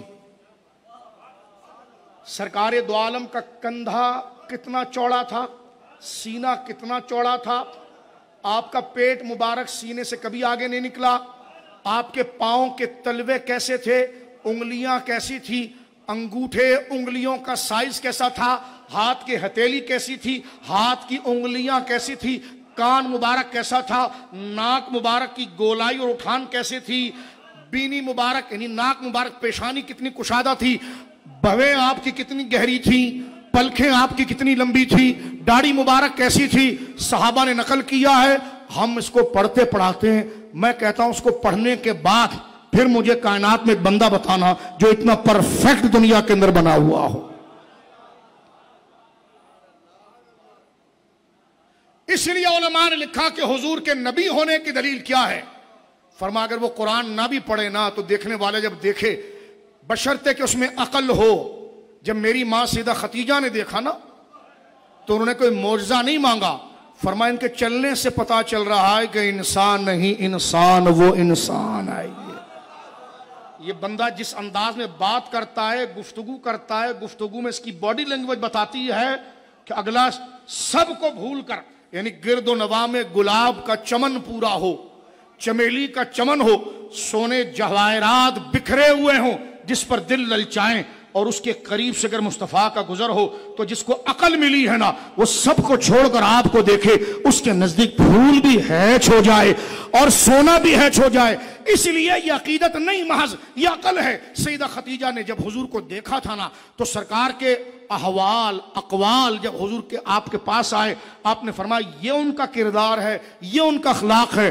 اس کا مطلب کس طریق جب اخلاق اور عادات وہ ہوتی ہیں جب بندہ جتنی باریکی سے کسی چیز کو سوچتا ہے اسی طرح وہ عادت بناتا ہے. تو حضور کی عادتیں بتاتی ہے کہ حضور کی فکر کتنی وسیع ہے، باریک ہے، روشن ہے. ذرا سنیے آپ اس مقام مصطفیٰ یہاں سے دیکھیں. فرمایا کہ انسان نہیں انسان وہ انسان ہے. یہ سیدہ خدیجہ پاک نے حضور سے کوئی معجزہ نہیں مانگا تھا. اب یہاں پر دیکھیے سرکار کے سامنے آنے والے دو قسم کے لوگ ہیں. اکثریت یہ وہ ہیں جو ضدی ہیں، اور اس میں دوسری جانب اکثریت وہ ہیں کہ جو عقل مند ہیں. مثلا غور کریں ہمارے وہاں بھی ہے، ہمارے وہاں بھی دو کیٹیگری کے بندے. ہم کسی بندے کو اس کی گاڑی بنگلے سے پہچانتے ہیں، اور جو ذہین لوگ ہوتے ہیں نا وہ اس کی بات کے انداز سے پہچان لیتے ہیں کہ کتنا گہرائی ہے، اس کے لین دین سے پہچان لیتے. یہ وہ فہیم المزاج لوگ ہوتے ہیں. سیدہ خدیجہ وہ تھی. آپ ملکۃ العرب تھیں، لیکن سرکار علیہ الصلوۃ والسلام کی عادات اطوار اخلاق کی باتیں آئیں کہ یہ لوگوں کے ساتھ رویہ ان کا کیسا رہتا ہے تو آپ حیران ہو گئی کہ وہ اس طرح بھی سوچتے ہیں،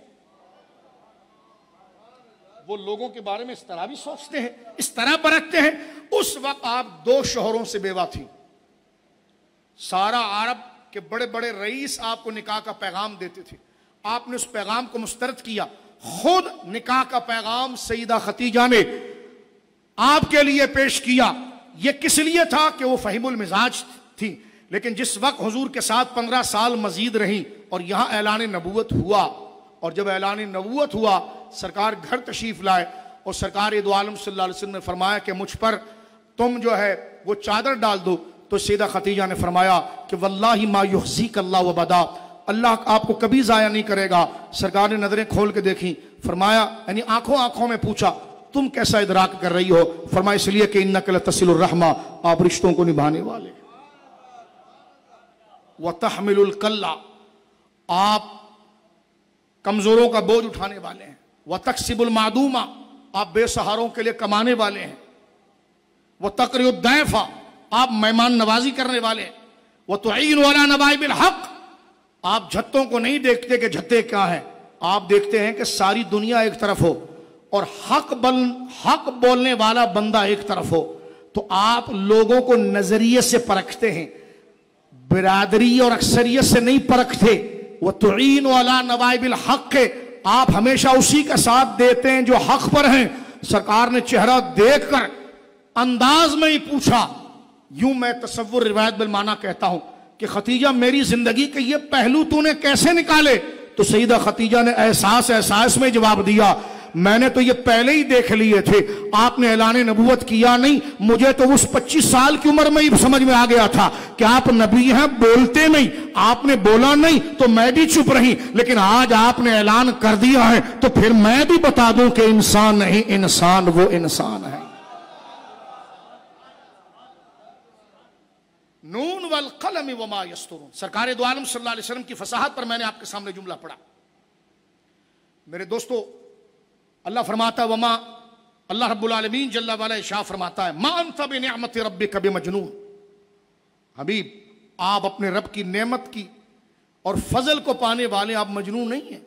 اللہ رب العالمین نے تو آپ کو فضل عطا فرمایا ہے کہ یہ خود کورے ہیں، آنکھ والا صدیق ہو، آنکھ والا عمر ہو، آنکھ والا عثمان والی ہے جو تیرے جوبن کا تماشا دیکھے، یعنی نظارہ دیکھے۔ ابو جہل اور ابو لہب ہو، دیدائے کور کو کیا نظر آئے کیا دیکھیں، یعنی کور بمانا اندھا، وہ کیا جانے کہ سورج نکل آیا۔ فرما حبیب تیرے جلووں کو دیکھنے کے لیے ابو بکر جیسی عقل چاہیے، عمر جیسی عقل چاہیے، عثمان والی جیسی عقل چاہیے، خدیجہ جیسی عقل چاہیے۔ یہ ابو جہل پلید خود اندھیرے میں ہے، یہ روشنی کو کیا دیکھے گا؟ فرما آنکھ والا تیری جوبن کا تماشا دیکھے، دیدائے کور کو کیا نظر آئے کیا دیکھے۔ فرما ما انت بنعمت ربک بمجنون، آپ اپنے رب کی نعمت کو پانے والے ہیں اور آپ مجنون نہیں ہیں۔ میں اس پر ایک بات آگے چل کر صحیح بخاری شریف سے عرض کرتا ہوں۔ صحیح بخاری شریف میں امام بخاری رحمۃ اللہ علیہ نے ایک باب باندھا ہے کتاب الوحی۔ کتاب الوحی، اس میں 6 کے قریب حدیث امام بخاری لائے ہیں، توجہ سنیے گا۔ اس میں آخری حدیث جو ہے نا امام بخاری جو لائے ہیں، یہ حضور کے دور، میں ابھی آپ کے سامنے ڈسکس کرنے جا رہا ہوں مزید باتیں، یعنی جنہوں نے حضور کو دیکھا انہوں نے کیسے دیکھا۔ تم مجنون کہہ رہے ہو، فرمایا جنہوں نے دیکھا انہوں نے کیا بولا۔ اب میں آپ کے سامنے پڑھتا ہوں غیر جانبدار حوالہ۔ بخاری شریف میں یہ پورا واقعہ موجود ہے جو تاریخ کے حقائق سے تعلق رکھتا ہے۔ اس وقت کی ایک سب سے بڑی سپر پاور قیصر روم، اس وقت دنیا 2 حصوں میں بٹی ہوئی تھی، آدھا پرشین آدھا رومن۔ پرشین ایرانی حکومت، یعنی اس طرف کا خراسان کا علاقہ فارس کا، اور روم کا علاقہ، روم عیسائی مذہب والے تھے۔ روم کے بادشاہ کو قیصر کہا جاتا ہے، قیصر قصر سے ہے، یہ اپنی ماں کے پیٹ میں تھا اور ماں کا انتقال ہوا تو پیٹ کاٹ کے نکالا گیا تو اس کا لقب بن گیا قیصر، اللہ معنی لکھتے ہیں۔ اس کے لیے حدیث میں لفظ موجود ہے ہرقل بھی اور ہرقل بھی، یہ اس کے لیے بولا جاتا تھا۔ اس نے جب جنگ کو فتح کیا، مقام ایلیا میں یہ موجود تھا، بیت المقدس کی طرف یہ شکرانے کے لیے آیا کہ میں شکرانے کے لیے بیت المقدس آؤں اور رب کی عبادت کروں، شکر ادا کروں کہ اللہ نے مجھے، میرے رب نے مجھے جو ہے وہ جنگ میں فتح دی۔ یہ کون سا وقت تھا؟ جب صلح حدیبیہ ہوئی تھی۔ سیرت جو پڑھتا ہے وہ میری باتوں کو سمجھے گا، میں مزید ڈیٹیل میں نہیں جاؤں گا اس لیے کہ ٹائم بہت ہوتا جا رہا۔ سن 6 ہجری کے اندر حضور علیہ السلام کا کفار و مشرکین کے ساتھ ایک ایگریمنٹ ہوا تھا کہ 10 سال ہم ایک دوسرے کے ساتھ جنگ نہیں کریں گے، یہ وہ وقت تھا۔ اس وقت ابو سفیان رضی اللہ تعالیٰ عنہ، حضرت ابو سفیان، انہوں نے کلمہ نہیں پڑھا تھا، وہ قریش کے سردار تھے۔ انہوں نے خوشی محسوس کی کہ چلو ابھی تو بدر کی لڑائی ہوئی، پھر احد کی لڑائی ہوئی، لڑائیاں چل رہی تھیں، ہمارا اہل مدینہ محمد رسول اللہ کے ساتھ صلی اللہ علیہ وسلم ایگریمنٹ ہو گیا کہ 10 سال جنگ نہیں ہوگی، تو انہوں نے اس کا فائدہ اٹھایا کہ چلو بزنس کرتے ہیں، 10 سال دبا کر جو ہمارا نقصان پیچھے ہے اس کو پورا کرتے ہیں۔ تو ان کا بزنس تھا چمڑے کا، دیگر چیزوں کا، وہ مکہ سے وہ سامان لے کر وہ ملک شام پہنچے اور ادھر قیصر پہنچا، اور اس وقت حضور سید عالم بدر لڑ چکے تھے، احد لڑ چکے تھے۔ یہ توجہ کرنا، عقل کے ساتھ ذرا کام کرنا، کیونکہ ساری بات عقل کے گرد گھوم رہی ہے۔ قیصر روم جو اس وقت آدھی دنیا پر حکومت کرتا تھا، مدینے کے سراؤنڈنگ کا یہ پورا علاقہ اس کی کالونی تھا، اس کو خبر پوچھی کہ ایک شخص نے نخلستان کے علاقے میں نبوت کا دعویٰ کیا اور بڑی تیزی سے وہ آگے بڑھ رہا ہے، لوگ آگے آ رہے ہیں، علاقے وہ فتح کر رہا ہے۔ تو اس کو ڈر لگ گیا کہ کہیں ایسی نہ ہو کہ وہ عرب کے اندر زبردست قسم کی طاقت بنا لے اور میرا تختہ پلٹ دے۔ تو ظاہر سی بات ہے وہ سپر پاور تھا اس دور کا ظاہری، تو وہ ہماری حکومت کی طرح تو نہیں تھا کہ صرف ورلڈ بینک کے پیچھے پھرے، وہ ایک ذہین بادشاہ تھا، وہ اپنے خطرے کو محسوس کر رہا تھا۔ تو اس نے اپنی حکومت کو سیکیور کرنے کے لیے، اس کو خبر ملی کہ عرب کے کچھ لوگ تجارت کی صورت کے اندر بیت المقدس کی طرف آئے ہوئے ہیں۔ یہ بخاری شریف کی آخری حدیث ہے اور حدیث نمبر 7 ہے۔ حضرت عبداللہ ابن عباس کہتے ہیں کہ میں نے خود ابو سفیان سے یہ سنا ہے۔ درود پاک پڑھیے گا۔ آپ سے درخواست ہے بڑی تازگی سے سنیے گا۔ حضرت عبداللہ ابن عباس کہتے ہیں کہ ابو سفیان ان ابا سفیان ابن حرب اخبرہ ان ہرقل ارسل الیہ فی رکب من قریش وکانوا تجارا بالشام۔ ہرقل نے کچھ بندوں کو ہمارے پاس بھیجا کہ جس وقت ہم ملک شام تجارت کے لیے گئے تھے، فی مدت التی کان رسول اللہ ماد فیہا ابو سفیان وکفار قریش، جس وقت رسول اللہ نے قریش مکہ اور ابو سفیان کے ساتھ ایک ایگریمنٹ کر لیا تھا، یہ اس دور کی بات تھی۔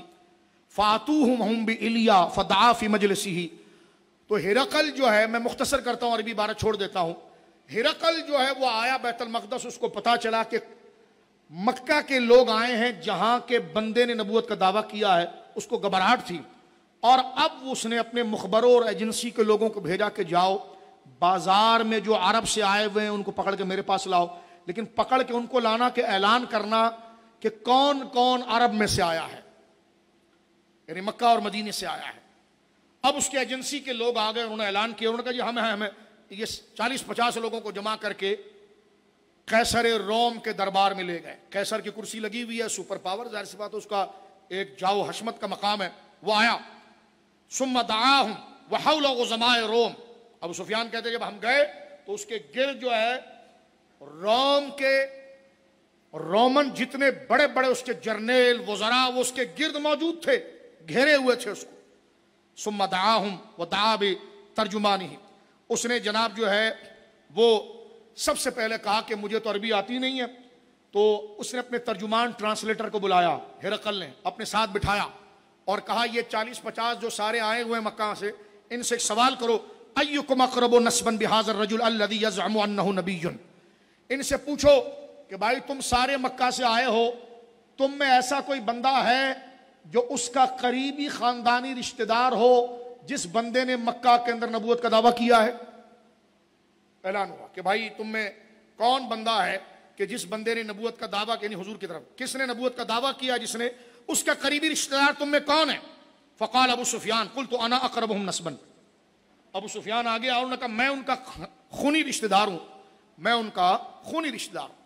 اس لیے کہ سرکار دو عالم صلی اللہ علیہ وسلم کے، سرکار کریم صلی اللہ علیہ وسلم کے جو والد گرامی ہیں وہ حضرت عبداللہ ہیں۔ حضرت عبداللہ کے والد سیدنا عبد المطلب رضی اللہ عنہ، ان کے والد حضرت ہاشم ہے، حضرت ہاشم کے والد عبد مناف ہیں، عبد مناف کے 4 بیٹے ہیں، 4 بیٹے میں سے ایک بیٹا ہاشم ہے، ایک عبد الشمس ہے، عبد الشمس کی اولاد ابو سفیان ہے اور حضرت ہاشم کی اولاد میں رسول اللہ ہے۔ یہ سمجھ نہیں کیا؟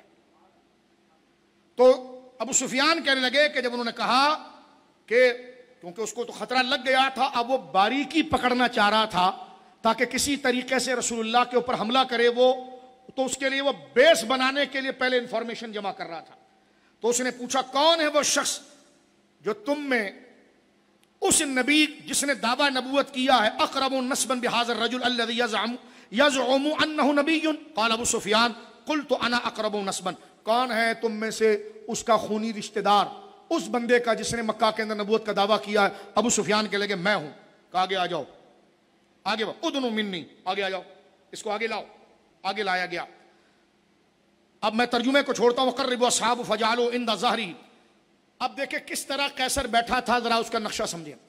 قیصر کی کرسی لگی ہوئی تھی یہاں پر، جناب ابو سفیان کی کرسی اس کے چہرے کے سامنے لگائی، اور جتنے باقی مکہ کے جو لوگ تھے ان کو ابو سفیان کے پیچھے کھڑا کیا. کیوں کھڑا کیا؟ اس لیے کہ قیصر نے کہا کہ جب میں ابو سفیان سے سوال کروں گا تو اگر یہ میرے سوال کا جواب غلط دے گا تو ان کے پیچھے والوں کا منہ دیکھوں گا تو ان کا چہرہ بتا دے گا یہ سچ بول رہا ہے کہ جھوٹ بول رہا ہے.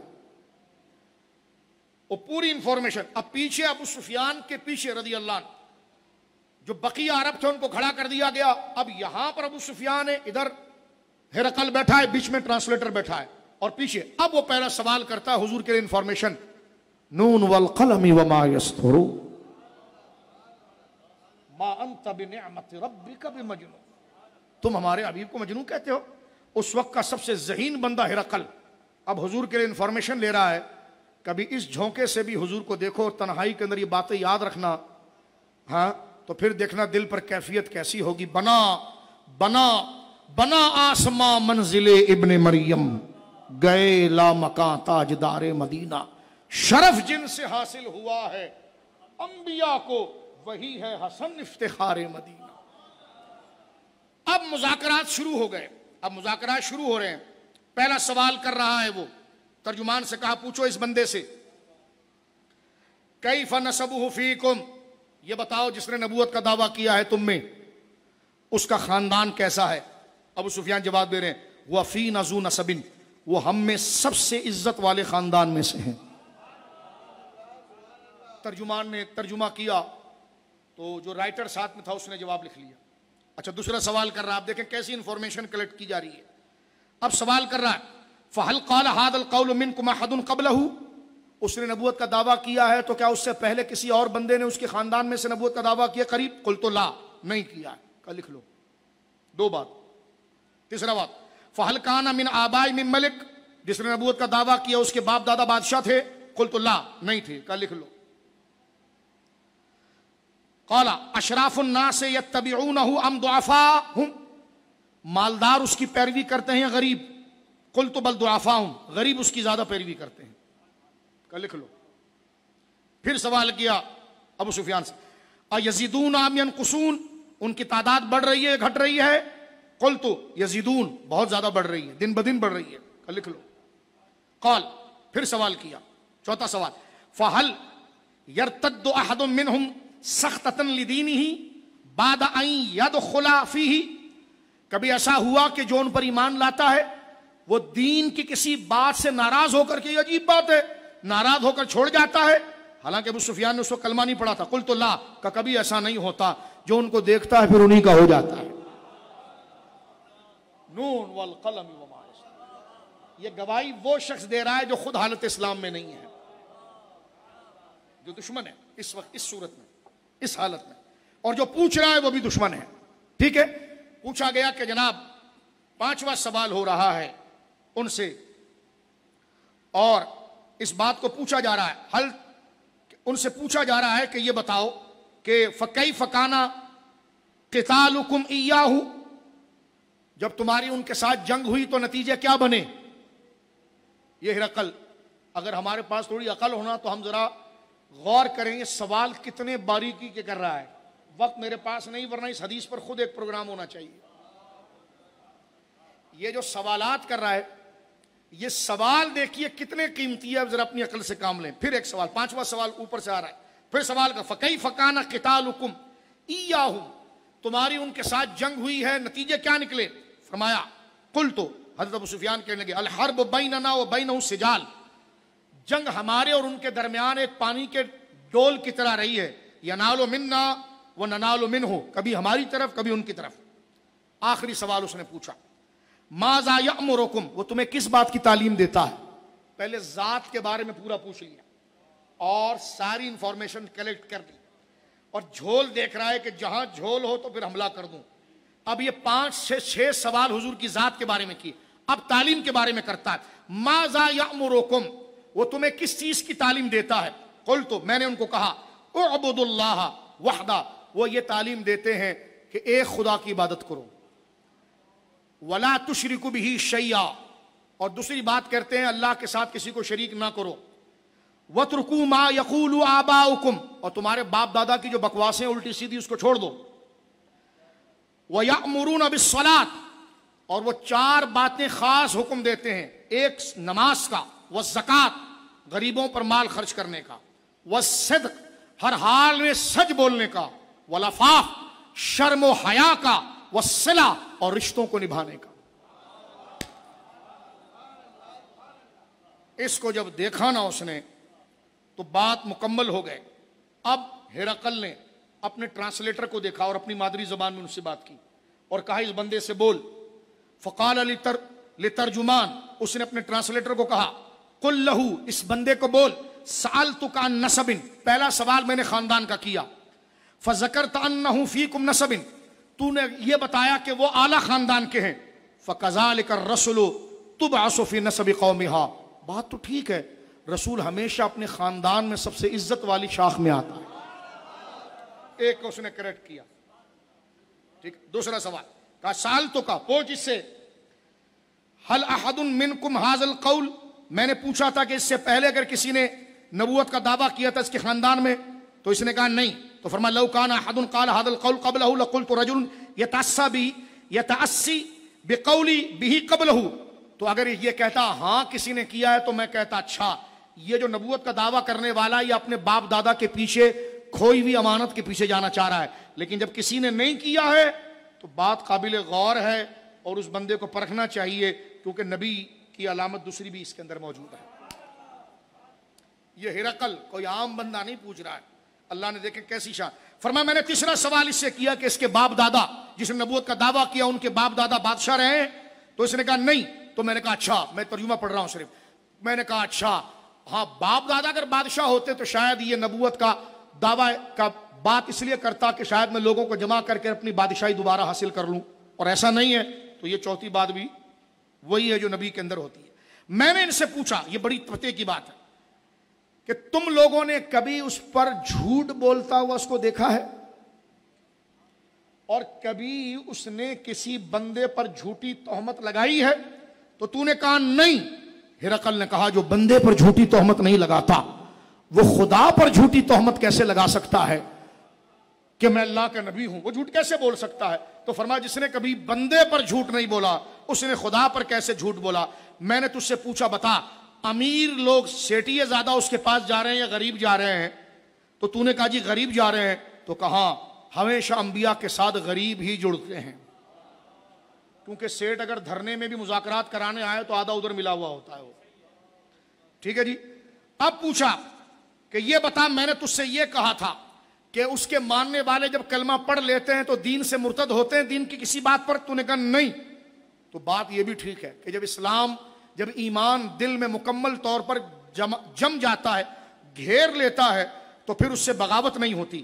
میں نے تجھ سے پوچھا وہ کن چیزوں کا حکم دیتے ہیں؟ تو نے کہا وہ حکم دیتے ہیں خدا کی عبادت کا, خدا کے ساتھ کسی کو شریک نہ کرے. وَيَنْهَاكُمْ عَنِ الْعِبَادَةِ الْأَوْثَانِ, وہ بتوں کی عبادتوں سے, مورتیوں کی عبادتوں سے باز رکھتے ہیں. وَيَأْمُرُكُمْ الصَّلَاةِ, وہ نماز کا حکم دیتے ہیں. وَالصِّدْقِ, سچائی کا حکم دیتے ہیں. وَالْعَفَافِ, حیا و شرم کا حکم دیتے ہیں کہ لوگوں کا لحاظ کیا جائے اور شرم و حیا رکھی جائے. وَالصِّلَةِ, اور رشتوں کو جوڑا جائے. یہ بات کرنے کے بعد کہا کہہ دیا, ترجمان سے کہا تم نے کہہ دیا اس کو؟ کہا کہا اس سے پوچھ یہ سمجھ گیا؟ کہا یہ کہنا تھا کہ ہرقل نے اپنی کرسی چھوڑی. نون والقلم وما یسطرون. کون بندہ ہے اس کو ذرا دماغ میں بٹھانا.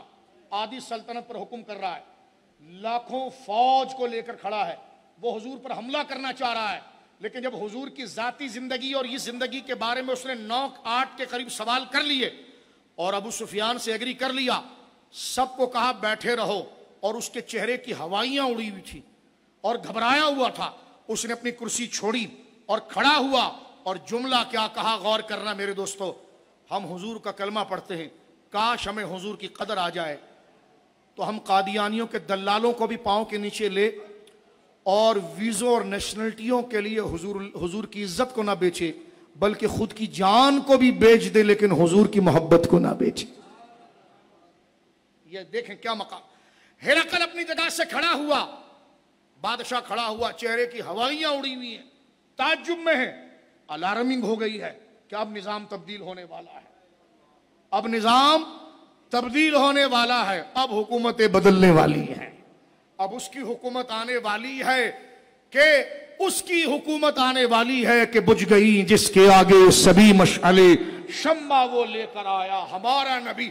کیا خبر کتنے تارے کھلے چھپ گئے پر نہ ڈوبے نہ ڈوبا ہمارا نبی. ہرقل کھڑا ہو گیا اور کھڑے ہو کر تعجب میں اس کے چہرے پر گھبراہٹ اور ڈر کے آثار ہے. اس نے کہا فَإِن كَانَ مَا تَقُولُ حَقًّا, اے ابو سفیان, اے عرب والو, جو سوالات میں نے اس بندے کے بارے میں کیے جس نے نبوت کا دعویٰ کیا, تم نے جو جوابات دیے نا, اگر وہ سچ ہے کہ وہ ایسا ہی ہے, بولو سبحان اللہ, اس کا خاندان ایسا ہے, اس کے ماننے والے ایسے ہیں, اس کا اخلاق ایسا ہے, اس کا کردار ایسا ہے, اگر وہ ایسا ہی ہے تو کہا فَسَيَمْلِكُ مَوْضِعَ قَدَمَيَّ هَاتَيْنِ, اس نے اپنے سر کو جھکا کر جو اپنے پنجے پر کھڑا تھا پاؤں کے, اس کو دیکھ کر کہنے لگا اپنی فوج سے, تو سن لو وہ پوری دنیا پر قابض ہو جائے گا, یہاں تک کہ جس 2 قدم کی جگہ پر میں کھڑا ہوں نا, یہاں بھی اس کی حکومت آ جائے گی. فرمایا نون والقلم وما یسطرون ما انت بنعمت ربک بمجنون.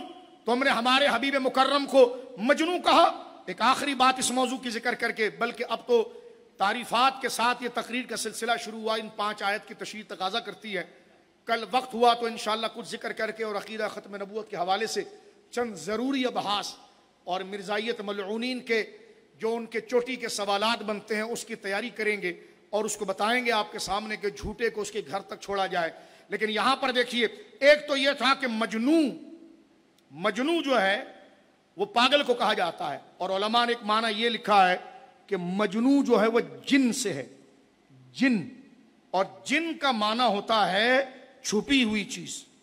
تو اب معنی اس کا دوسرا بنے گا ما انت بنعمت ربک بمجنون, اے حبیب اللہ تعالیٰ کی نعمت جو آپ پر نازل ہو چکی ہے, اللہ تعالیٰ کی نعمت سے, ما انت بنعمت ربک بمجنون. پہلا معنی یہ ہوا کہ آپ اپنے رب کے فضل سے مجنون نہیں ہیں, کہ مجنون کو اپنی خبر کیا ہوتی ہے. آپ تو وہ ہیں جن کو اپنی خبر نہیں تھی, وہ آپ سے خبر پاتے ہیں. قرآن نے ایک جملہ کہا ہے وَوَجَدَكَ ضَالًّا فَهَدَىٰ, حضور کا تعارف کرایا, وَوَجَدَكَ ضَالًّا فَهَدَىٰ. امام اہل سنت نے ضل کا معنی وہاں سورہ یوسف سے لیا اور معنی کیا ہے حبیب ہم نے آپ کو اپنی محبت میں آتا ہوا دیکھا, خود رفتہ دیکھا, تو پھر ہم نے راہ مکمل عطا فرما دی. اس کا ایک عربی فصاحت پر اگر آپ غور کریں, ہماری گفتگو کو ہم سمیٹ رہے ہیں, ما انت بنعمت ربک بمجنون. مجنون کو تو اپنی کوئی شعور نہیں ہوتا, حبیب تو کیسا ہے. بل فرمایا حبیب وَوَجَدَكَ ضَالًّا, ہم نے پایا تجھے ضَالًّا فَهَدَىٰ, تو اپنی جانب راستہ دیا. ضال کا ایک معنی کیا بنتا ہے, مجھے آپ ایک بات بتائیں, بہت بڑا ڈیزرٹ ہو, صحرا ہو, اس میں آپ ایسٹ ویسٹ ساؤتھ نارتھ کیسے سمجھیں گے؟ آپ کو کیسے پتا چلے گا کہ میرا گھر کس طرف ہے؟ سمپل ہے, اگر وہاں کوئی درخت موجود ہو, کوئی درمیان میں صحرا میں درخت موجود ہو, تو آپ گزرتے ہوئے کہیں گے کہ ہاں یہ وہ درخت تھا اور اس کی یہ ٹہنی تھی جس کے رائٹ کی طرف سے میں آیا تھا. یعنی نقشہ کیسے کریں؟ تو ضال صحرا کے اندر اس درخت کو کہتے تھے جس کو دیکھ کر مسافر اپنا راستہ پاتے تھے. تو رب کریم فرما رہا وَوَجَدَكَ ضَالًّا فَهَدَىٰ, حبیب ہم نے تو تجھے لوگوں کے لیے رہنما پایا تو اپنی جانب سے کامل رہنمائی عطا فرما دی. ما ضل صاحبکم وما غوا, یہ تمہارا صاحب نہ کبھی گمراہ ہوا نہ کبھی بھٹکا. मा अंत बिनिअमति रब्बिक बिमजनून, मजनून का एक माना पागल था और एक माना छुपी हुई चीज, और इसका एक माना क्या हुआ, मा अंत बिन, अगर मजनून का माना मस्तूर के लें, छुपी हुई चीज के लें, तो यहां पर सरकार करीम की शान बयान हो रही है, और इसका तर्जुमा अब यह बनेगा कि मा अंत बिनिअमति रब्बिक बिमजनून, ए हबीब अल्लाह ताला की नेमत से आप पर जो हो चुका है और जो होगा, होने वाला है, वो सारा जो पोशीदा था वो अब आपके लिए पोशीदा नहीं है।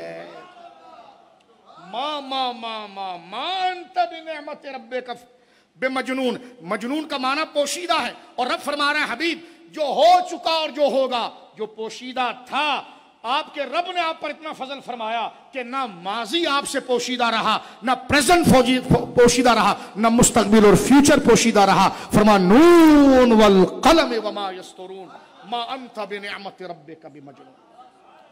वक्त क्योंकि ज्यादा हुआ, आज ये 5 आयात इसका मजीद तकाजा करती थी कि इस चीज को देखिए, फिर इंशाअल्लाह जिंदगी रही, लेकिन एक आयत का माना मैं 1 मिनट में वाजे कर दूं ताकि ये फरमा व इन्ना लका लअज्रन गैर ममनून। हबीब ये आपको मजनू कैसे कहते हैं? बेशक आपके लिए ला महदूद अजर है, आपके लिए ला महदूद अजर है। मजनू ने कोई काम ठीक ही नहीं किया तो उसको रिवार्ड क्या मिलेगा? अब आप देखें, एक लफ्ज उन्होंने छेड़ा और उस छेड़ने में खुदा ने उनको जवाब देने में नबी पाक की शान के कितनी जहते बयान की। यह है कुरान नाते मुस्तफ़ा। मुल्ला जी कहते हैं कुरान नात कैसे हो सकता है, इसमें काफिरों का बयान है। मैंने कहा मुल्ला जी आप भी एथिस ना बने, अकल से काम लें। काफिर वही हुआ जो उनसे हटा, मोमिन वही हुआ जो उनकी तरफ आया, तो तारीफ किसकी हुई? हुजूर की। तो कुरान में तो जहन्नमियों का भी बयान है, तो हुजूर की नात कैसे हुई? तो मैंने कहा जहन्नमी कौन हुआ? जो उनसे हटा। जन्नती कौन हुआ? जो उनका हुआ। तो तारीफ किसकी हुई? रसूलुल्लाह की।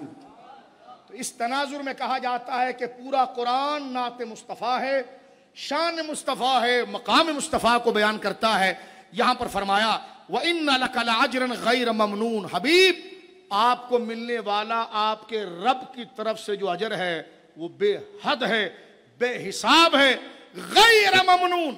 हर एक के अजर की काउंटिंग होगी क्योंकि उसका अमल महदूद है, जितना अमल है उतना अजर है। हबीब तेरी नेकियां इतनी है कि वो शुमार में नहीं, तो तेरा अजर किसके शुमार में आए? फरमाया यानी लोगों को बताया कि मकाम है। फरमाया हमने हमारे हबीब को वो तौफीकात दी कि इसने हमें राजी करने के लिए ऐसे काम करके दिखाए कि जो मुसलसल है, कंटिन्यूटी के साथ है, कभी उसमें इनकता है ही नहीं। तो जब इनकता है नहीं तो अजर भी मुतवातिर है, अजर भी मुतवातिर है। फरमाया हबीब मुकर्रम व इन्ना लका लअज्रन गैर ममनून, और बेशक आपके लिए ला महदूद, ना खत्म होने वाला अजर है। उस शाख ने यहां पर बड़ी प्यारी बात फरमाई कि ये क्या बात की जा रही है, हमारी अक्लें मोटी हैं, क्या बात यहां समझाई जा रही है? तो यहां पर यह समझाया जा रहा है महबूब तूने नबूवत के इस मुश्किल बार को उठाया, तकलीफें उठाई और दीन की तबलीग की इस्तिकामत के साथ। इतना वजन अगर पहाड़ पर भी आता तो पहाड़ फट जाता, लेकिन तूने हमारी दीन की खिदमत के लिए, हमसे वफादारी के लिए पहाड़ से भी ज्यादा रसूख, इस्तिकामत दिखाकर हर सदमे, हर तकलीफ, हर मुशक्कत, हर परेशानी को बर्दाश्त करके हबीब तूने अजीमत का मुजाहिरा किया। और मेरी जो मारिफत थी कि मैं हूं और एक हूं, मेरे बंदों के सीनों तक तूने उतारा। कोई अबू बकर बन गया, कोई उमर बन गया, कोई उस्मान बन गया, कोई अली बन गया। मेरे वो बंदे ऐसे हैं कि उनसे फिर बाद वाले बने, उनसे फिर उनके बाद वाले बने, उनसे फिर बाद वाले बने। हबीब तूने मेरी पहचान का ऐसी खिदमत कर दी कि ये नेमत कभी खत्म नहीं होगी, तो इसका अजर भी कभी खत्म नहीं। फरमाया हबीब जैसे तूने तैयार किया तो फरमाया व इन्नका लअज्रन गैर ममनून। हबीब जो तूने मेरी याद की चिराग मेरे बंदों के सीनों में जो रोशन कर दिया, उसने फिर अपने दूसरे के सीने में किया, दूसरे ने तीसरे में किया, और कयामत तक मुझे जानना, मेरी तौहीद का चिराग रोशन रहेगा। और वो चिराग تیرے سینے سے روشن ہوا تو قیامت تک میری پہچان، میری معرفت تیری خدمت کی وجہ سے ہوگی. تو وَإِنَّ لَكَ لَأَجْرًا غَيْرَ مَمْنُونٍ، تو نے ہمارے لیے وہ خدمت کی ہے. تو جب خدمت کی ہے وہ جو ختم ہونے والی نہیں ہے تو اجر بھی جو ہے وہ قیامت تک ختم ہونے والا نہیں.